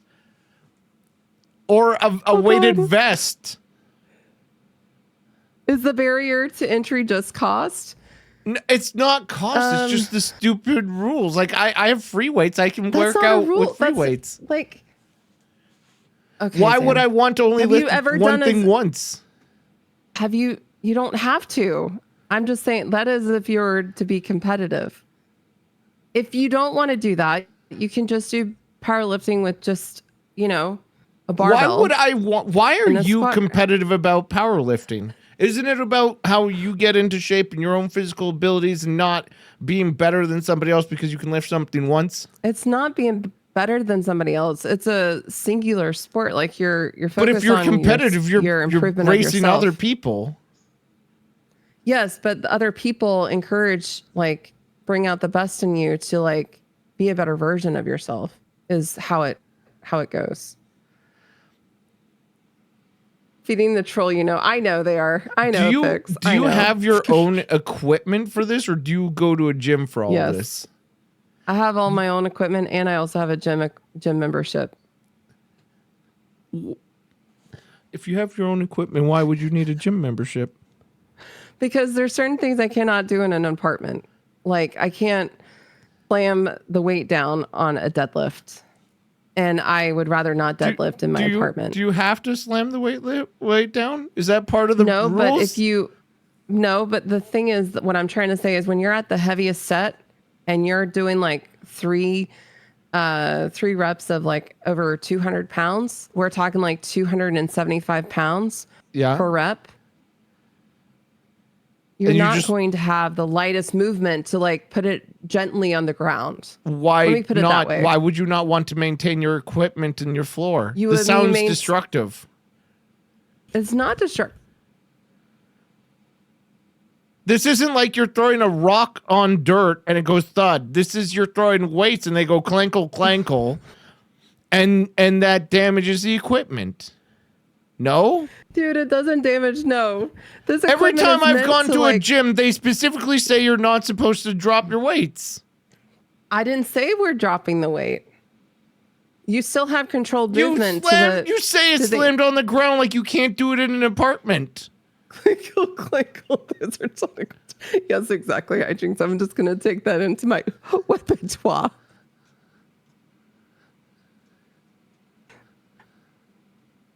My vernacular, my powerlifting vernacular. Okay, you know, I do not slam the weights. I do not let go of the weight. Let me put it that way. When I, at the top of a deadlift, when I'm standing up tall with the barbell in my hands, right? Yeah. I'm not letting go like it's a CrossFit gym. I'm bringing it slowly down to the floor. But even if I were to have that type of control in my apartment, there is still a possibility of damage that I do not want to inflict on the hardwood floors here. So do it at a gym. You damage the equipment at the gym. For deadlifts, you don't damage the equipment. It is meant to take that abuse. I don't think it is. There's wear and tear on everything. You can't have something that's meant to take a shock of 270 pounds hitting the floor. It's not like I'm like letting it go at like 3 feet off the ground. You realize that, right? Okay, so what is it? 3 inches? Exactly. Basically, I'm like bringing it all the way down, and then it's like a little bit of a. I'm willing to believe this is not actually true because if you're not willing to do it in an apartment, would you like to see a deadlift? Hold on. You know what? We're just going to bring up an Instagram post for you so you can see what I'm talking about. I'm banned from Instagram, so don't send it to me. I can't watch it. Oh, I'm not going to send it to you. I'm going to show you on here. On my my lovely You're going to play it on your phone and hold it up to the camera? No. Oh my god, dude. Give me a second. Oh my god. But I think we need and it also the sound is muted, just to be clear. That's good because that would also get me copyright struck on YouTube. Yeah, we're not going to do it. Exactly. Where is my? There it is. No, hijinks. I'm banned from Meta, which includes Facebook, Instagram, Oculus Rift, anything Meta related. I'm allowed on the rest of the internet, just not Meta. Oh look, she's got a picture. You'd have to move it more to the left. You know, I think we're just going to put it here. I'm just going to have it over your face for now, okay? All right. That's great. So that chat can see it. Yep, go ahead. Chat. Only her stream can see it. The podcast will not see it, and I'm not going to dictate what is happening on her screen. If you are listening, you're out of luck. If you're watching, you're out of luck. But on her screen, she will be playing a video. Do you want me to put it on my side then? Would that be better? Yeah. Cover your face. Cover your face with your butt. With my butt. My butt? Really, dude? What do you expect? Okay. That's all that's in this video so far is ass and a guy in the background. You're checking out my ass too? He tries to be so casual about it too when I'm lifting. But yeah, so look, it goes down, but it's not like I'm like letting the weight fall, right?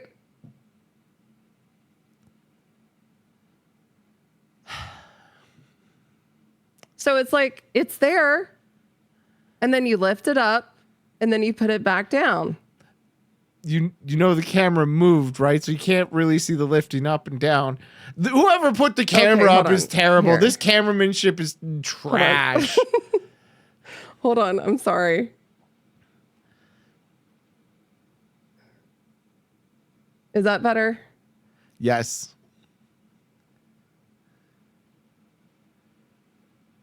I will never understand why people do this. Why not? It's amazing. It's a lot of fun. I don't see that as fun or like I want to do that. I would just do squats or lunges instead. Like that's neat, but that's not my kind of workout. And that makes us different, and that's fine. You happen to enjoy powerlifting. Yep, I do. And it's a lot of fun. Yep, that's it. What That was is your powerlifting. motivation to do that? What is my motivation to do it? To get stronger and to not have as many health issues as, for example, my mom's mom, who's had spinal fusions when she was an older age. Wouldn't that I'd like make you to need not more have to have a spinal spinal fusions to do that? Like, is that not No. compressing the hell out of your spine? No. I mean, I think it could potentially if you're not careful. Sure, but I think there's more benefit to it. Hey, Dusa. Okay. So I have a problem. When I'm working out, I wake up at 5:20 in the morning and I'm supposed to go do a workout. At 5:20 in the morning, I'm often missing a lot of motivation to get my ass out of bed.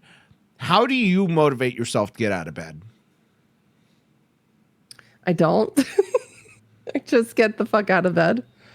Consistency. When I'm in the mode of powerlifting, I also don't lift in the morning because I have a connective tissue disorder, and lifting in the morning is worse for my body. Ideally, it's best if I work out in the afternoon or like around noon, like lunchtime. But you still have to get up and do it. Yeah. And you have no problem just getting up and doing it. No, I'm not saying I don't have a problem. I'm going to like fight my way to get there and do the thing. That's what happens. I fight myself through it. But then I just like, when I'm in the zone and when I have purpose I want to do a competition. Like there's one in June that I really would love to be able to compete in. I will, as they say, motivation is fleeting and it's all about consistency. I have EDS. Yes, that is correct. Yeah. Okay. I have ILEX. I have EDS. So would you like me to explain a little bit about that? Or sure, go ahead. Tell us all about the EDS. I hate acronyms, so I'm going to assume it means erectile dysfunction syndrome. Yes, it is erectile dysfunction syndrome. Yes. Yeah, okay. Tell me more about this. That totally is a factor for me. No. Okay, so EDS is Ehlers-Danlos syndrome, and I have the hypermobile subtype of it. I was diagnosed in 2022. It basically means that, so it's a spectrum disorder. I was initially diagnosed with hypermobile spectrum disorder, HSD, in my early 30s because I got knee sprain after knee sprain when I was trying to get back into soccer. And I was doing like scrimmages during lunch when I worked at Wizards of the Coast. And then after that, I ended up having to take a break. And then I started doing, I was lifting weights consistently to try to get my knees, my like muscles around my knees stronger. And then I just progressively started getting more issues in my 30s because I wasn't working out as much as I had been in like my 20s or in my teen years, right? Like a lot of us have more free time during those times of our lives. And ended up like having subluxations in my knees, having subluxations in my elbows, automatically just collapsing to the floor sometimes because my body's like, I don't want to support the weight. I just want to fall. And anyone who has hypermobility or has Ehlers-Danlos will be able to understand this. And so I didn't know what was going on. I was in pain. I was getting migraines as well. It's an all sort of encompassing or all encompassing. What's the word I'm looking for? Because it's all connective tissue. It's anything from your ligaments, your muscles, your joints, your GI system, your even your ability to swallow might be an issue. Why are you always in a serious topic when either one of us gets raid? Chin, thank you for the raid, guys. Welcome in. SwoleMaz is here telling us about her erectile dysfunction syndrome, her EDS. And swallowing. And of course, Chin's raid message involves something about bad dragon dildos. So, oh my God. Dildos. My God. Wait, why are we talking about dildos? He had a text-to-speech thing, and his mods were talking about dildos sponsoring his stream because it was unfiltered. Oh, God. Anyways, Chin, thank you for the raid. So you're talking about being in constant pain and everything. How did you get it diagnosed? Did you see a doctor? Did they say stop being fat and lose weight and you'll be better? Because that's usually what doctors say. Usually, yes, there is that. Yeah, that whole shit show of a doctor saying that. I fortunately have not experienced that because I make it very clear that even at my heaviest weights, I've made it really clear that I'm an active person most of the time, even if there's like a break in between in some ways.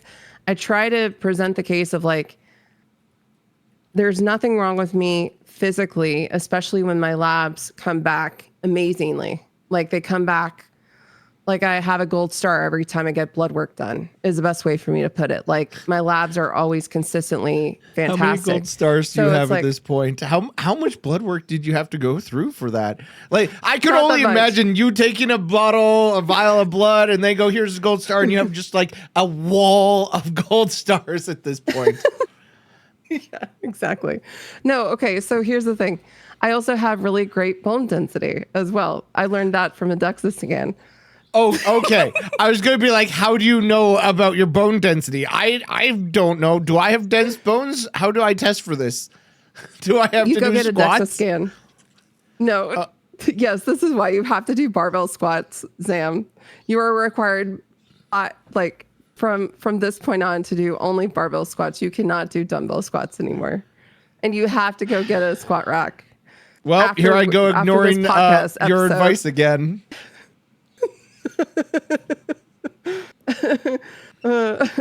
Thank you, Mothflame. No, so the thing is that it was a 10-year struggle for me to get a diagnosis. I didn't know what was going on. And then TikTok comes along and starts talking about this connective tissue disorder called Ehlers-Danlos syndrome. And I didn't have any idea what it was called. Like I knew some people who had EDS, but I didn't know exactly what was going on or what that entailed.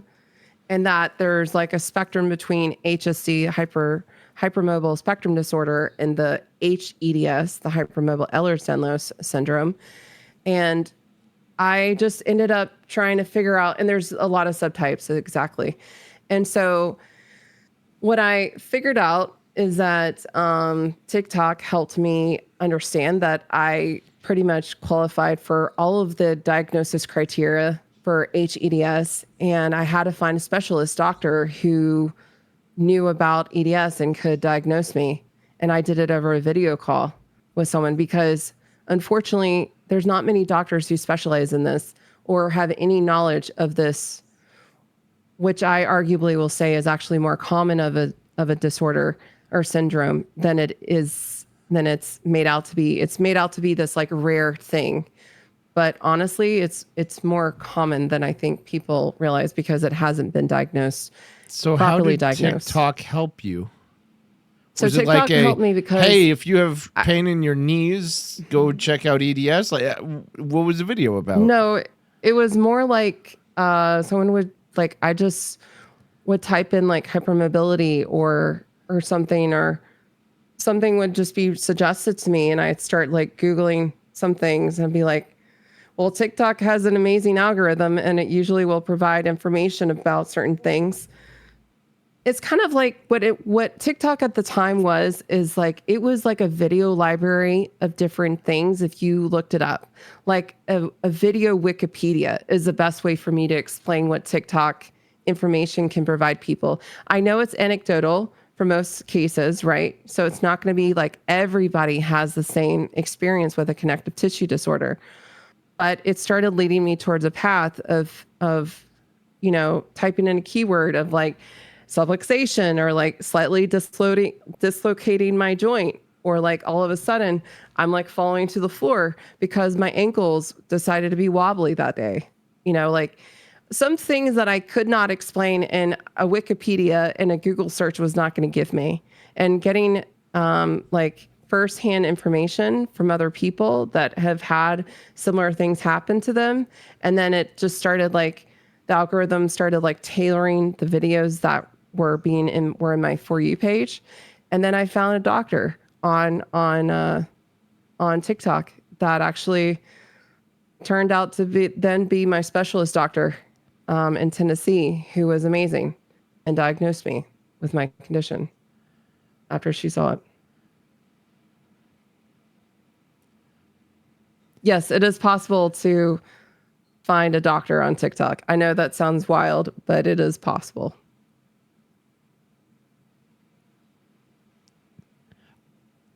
Where do I start? Today I learned TikTok is a better doctor than doctors, but you can also get a doctor from TikTok. No, I never said it was a better doctor. I said it's a better source for finding information if you think that you have a certain condition. But the algorithm helped you more than an actual doctor helped you. An algorithm, a video algorithm is a better doctor than a doctor because it got you to the right information. Oh my God, I'm sorry. Well, that's how pissed off, like that's how fucked up our health system is. Yeah, sorry. It's also as fucked up here, but like that's neither here nor there. Up here, we'd probably be like, "Hey, did you hear about medical aid and death? Your joints hurt? How about we kill you?" God. Anyways, I have bad opinions of the all healthcare. I think all healthcare is fucking stupid, and I hate how doctors typically will cover their butt to not get sued, and I hate the fact that they're always worried about being sued. I think that those laws need to change so that doctors can go back to diagnosing and trying to treat people instead of being like, well, we'll wait until we can actually make a good diagnosis, and by then it's too late. Sorry. I hate that. I hate that. I deal with way too many doctors in a year because I deal with health and safety and WCB injuries and all that, and I tell you, finding a good doctor is so difficult. So the fact that TikTok can be a better doctor, that strikes home. Very, very true. Maybe I should get TikTok. Yeah, I mean, you could. I think for me, I don't know why my music decided to stop. Anyway, no, I think for me, what it was is leading me to like being able to be like, oh, is there like a doctor in like North Carolina? And then I'm like, okay, is there a doctor in Tennessee? Because there was no specialist. Why wouldn't you Google that instead of TikTok?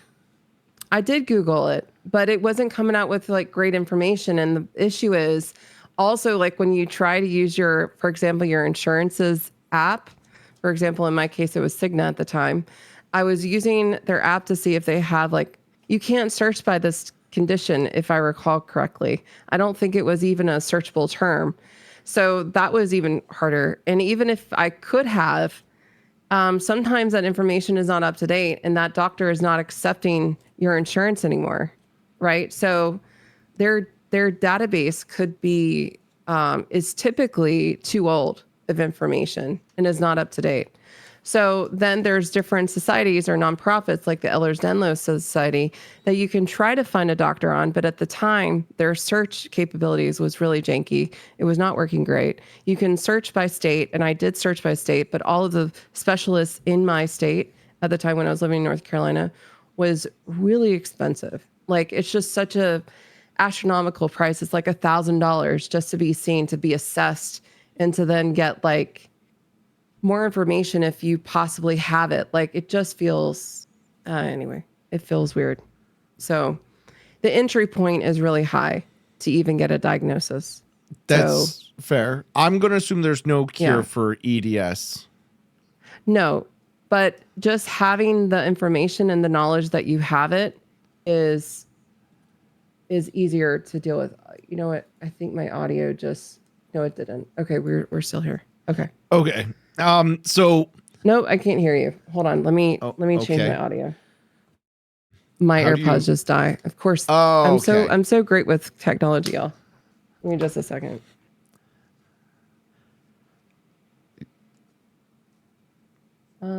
She's swapping from earbuds to a headset, which means she has to swap the output. Oh no, I can hear you now. Oh, okay. Chat was saying that because you can't hear me, you're blessed, apparently. Oh my God. I'm very curious about like how you treat these symptoms, the syndrome, that sort of stuff. Like, is it a medication? Is it just stretching? Like, what do you gotta do? Actually, it's the opposite. You don't want to stretch because you're so hypermobile. You're already stretched, and you're only. I'll touch on that in just a second. Okay. Well, I'll just go to this now. Okay. So when it comes to exercising, when I go see a physical therapist, is particularly the most recent one that I was seeing.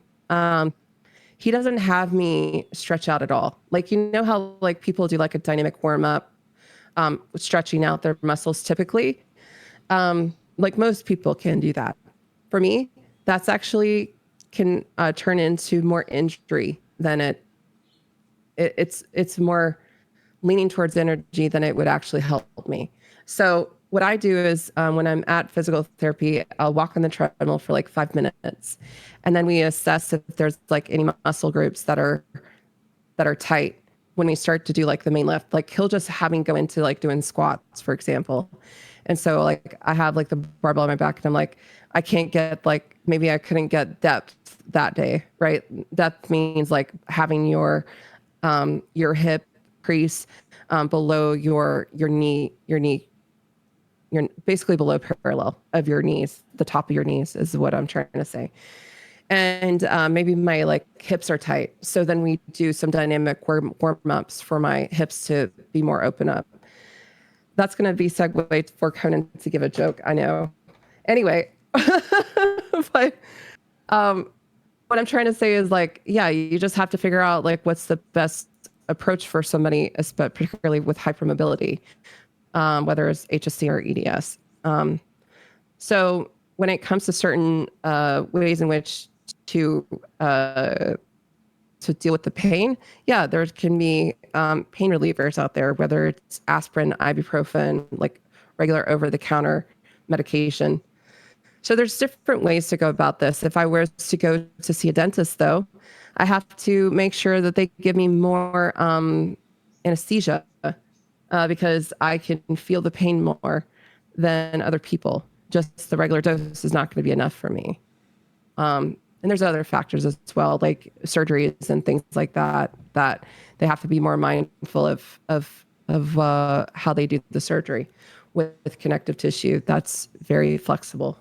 So, okay, that's pretty neat. There's a lot of things, yeah, and it encompasses more than you would think it does. That's the best way, or the gist that I can say, is like it's all throughout your body, more than you would have thought.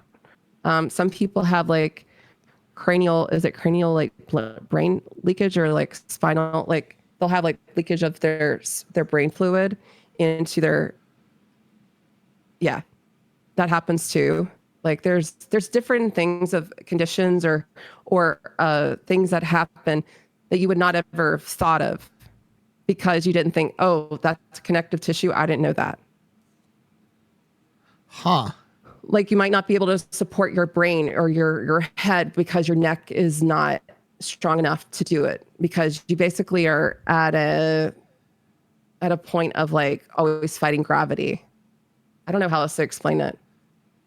Yeah, there's a lot of things. There's a lot of things. Like I don't deal with that, thankfully, but yeah, I don't, and I'm not explaining it well because I'm not versed in that understanding of that condition or what happens. But yeah, some people, they also wear a neck brace when they go to bed. I just purchased an entire like pillow system that was $200 so that I can support my body when I'm asleep. People don't realize this. Your body basically collapses in on itself when you're sleeping if you have hypermobility. You can't support yourself in the same way that a person who doesn't have hypermobility. That makes sense. Like if can I show you a party trick? It might gross out some people, but yeah, sure. Show you like the flexibility. So like, for example, I can do these type of things, right? Or bending my pinky back, like farther than it should be able to, right? Things like that. It's on a larger scale of your body not being able to like,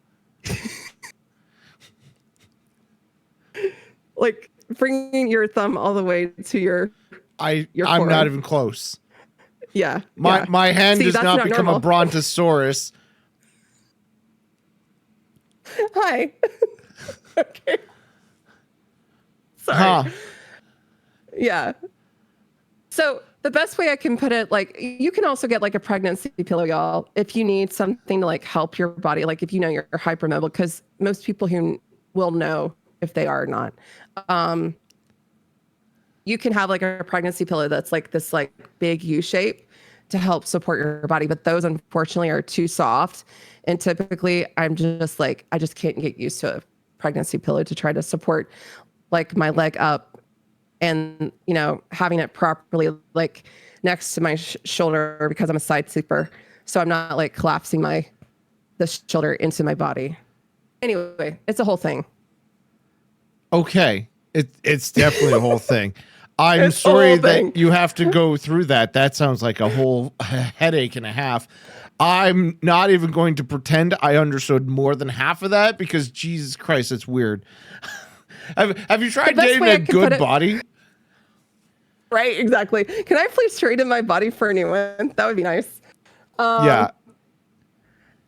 I think what it is, it's probably hard for you to understand this because you don't know what hypermobility involves. But it's like, if you've ever seen one of your friends like trip over themselves, they might have hypermobility, right? And it's not that they were meaning to actually like, I don't know, they tripped over like their foot. Like I'll sometimes be walking and I'll trip over my feet, or I won't have good perception of like my body and the space in that it's in, and I'll knock into a wall that's been there for many years that I know has been there for years and years, right? I do things like that and I don't mean to, but it's just what it is with hypermobility. Huh. So, yep. Proprioception, yes. It's a struggle. Yes, exactly. Okay. Well, I wish you luck with it. I guess I'm glad you're aware that you're taking care of it medically. This is one of those things where like again, other people have come on and told me all their different symptoms and why they're playing life on hard mode, and I'm over here like, damn, I could just sleep without pillows. I could sleep in my I could sleep anywhere. That's a good thing. I can sleep anywhere, like any mode of transportation I'm able to sleep on.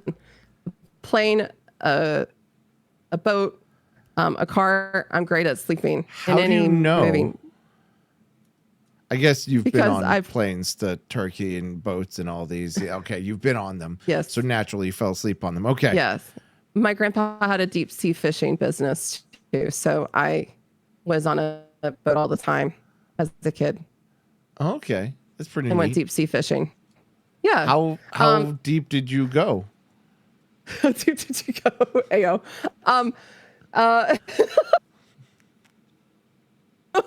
It'd be like about 2 miles out typically. Isn't it down? Actually far. No, it's like you have to go far. Like deep sea means like, yes, you go far down with like with a fishing line for sure, but like you have to get off the coast like at least a couple miles. I think it's like a mile or two, something like that. I'm not an expert at deep sea fishing, but I remember we'd have to get up at like the crack of the dawn, and your boat isn't going that fast, right? Because you're also dealing with waves and the ocean. My brain is not big enough to absorb more data about deep sea fishing after that conversation. It's fine. I'm not going to learn how to become a deep sea ologist. Don't worry about it. That's most of my topics. There's one topic left that people love to hear about, and that's you're a streamer. Sure. So what is something that you regret adding to your stream? It could be a channel point redeem, an alert, a sound effect, anything that you added to your stream and said, this is a terrible idea. Something you might have even taken away. Oh God, I don't know. Most people say it's a sound alert that's too long, I've found. I mean, maybe. Oh, I mean, but it's one of my favorite sound alerts. Damn it. It's the Picard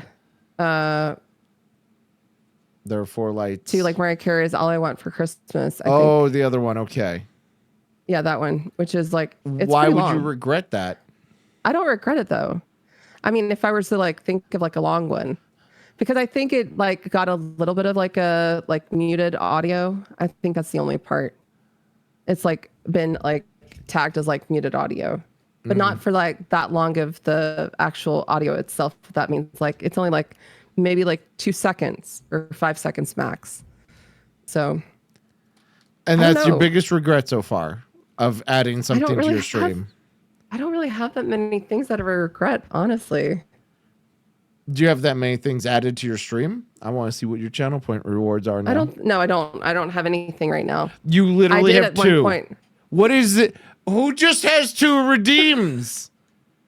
Time another person out and highlight a message? I used some more, but I disabled some because they were VTuber related. This is why you don't have any regrets. You have nothing added to your stream. I do have some things, okay? They can do it from sound alerts or Tangia and that sort of thing. There's that, at least.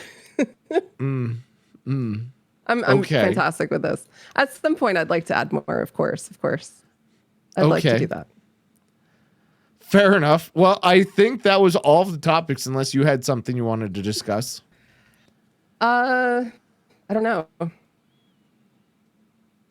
Do I have anything to discuss? You don't have to, by the way. I'm not saying I'm putting you on the spot and saying discuss something or else. I'm just saying that if you don't have anything, it would be a good time to end. But if you had something you wanted to talk about, we can talk about it. No, I think I'm good. Okay. Yeah. Well, yeah. I'm glad you taught me a lot about TikTok, medical issues, powerlifting, and the rules that are stupid and dumb about powerlifting. You know, I feel like we had a really soup on your trip to Turkey. And that I should retire to Turkey for soup and bazaars. I feel like it was a productive conversation. I learned a lot. I hope you guys learned a lot as well. And everybody, by the way, has been ranting about having a tree up in January and wanting to take it down. Why are we upset about the tree? It makes me happy. Yeah, you're not allowed to be happy on the internet. Everybody knows that. But that said, I love the tree, so it's up. Do you have any big events coming up that you want to shout out? Any big streams coming up or new cosplays or anything people should check out? I haven't set a date yet, but I'll be having a 1,000 follower celebration at some point. Congratulations. Thank you. Thanks. So yeah, we'll see. I don't know. It's supposed to be like end of January or beginning of February at some point, hopefully, if I can actually plan things. But yeah, that's about it. Okay. Have work. Yeah, that's it. Fair enough. Well, guys, you can check her out at the Twitch, at the Instagram. I think I got your Instagram right. I did not actually check that. It is at SwoleMaz on Instagram, right? Yes, it is. Yes. Okay. That's correct. Man, that would be awkward if that's been going on for the past couple hours and I had it wrong. Oh my goodness. Go give her a follow and some love. Go check her out. SwoleMaz, good friend of the show. Thank you for making some time to talk to me, even though it was on short notice because I've not had time to plan these very much recently. No worries. I appreciate it, and I'm sure I'll have you on to talk more about like how your progress is because I hope you're going to do that powerlifting in July as you were mentioning, but I don't know if that was an example or not. Powerlifting? Yeah, wait, sorry. You mentioned wanting to do a competition in July. Yes, I will be. Yes, I'll be doing a competition. Okay. I think it's June. But yes, sometime in the summer. Yes. After one of the J months, we'll probably talk and see how it went and if you reached your goals or if you fell short like I do all the time. Yeah. Yeah, I would love that. That'd be awesome. Thank you for having me. Hey, no problem. Thank you for being a part of this, and I'll talk to you again, I'm sure, in the future. And, have a good rest of your stream, and thank you for being on here. All right. Thank you so much. All right. Have a good night, everybody. Okay, bye. Thanks again, Zam. Bye. Bye-bye.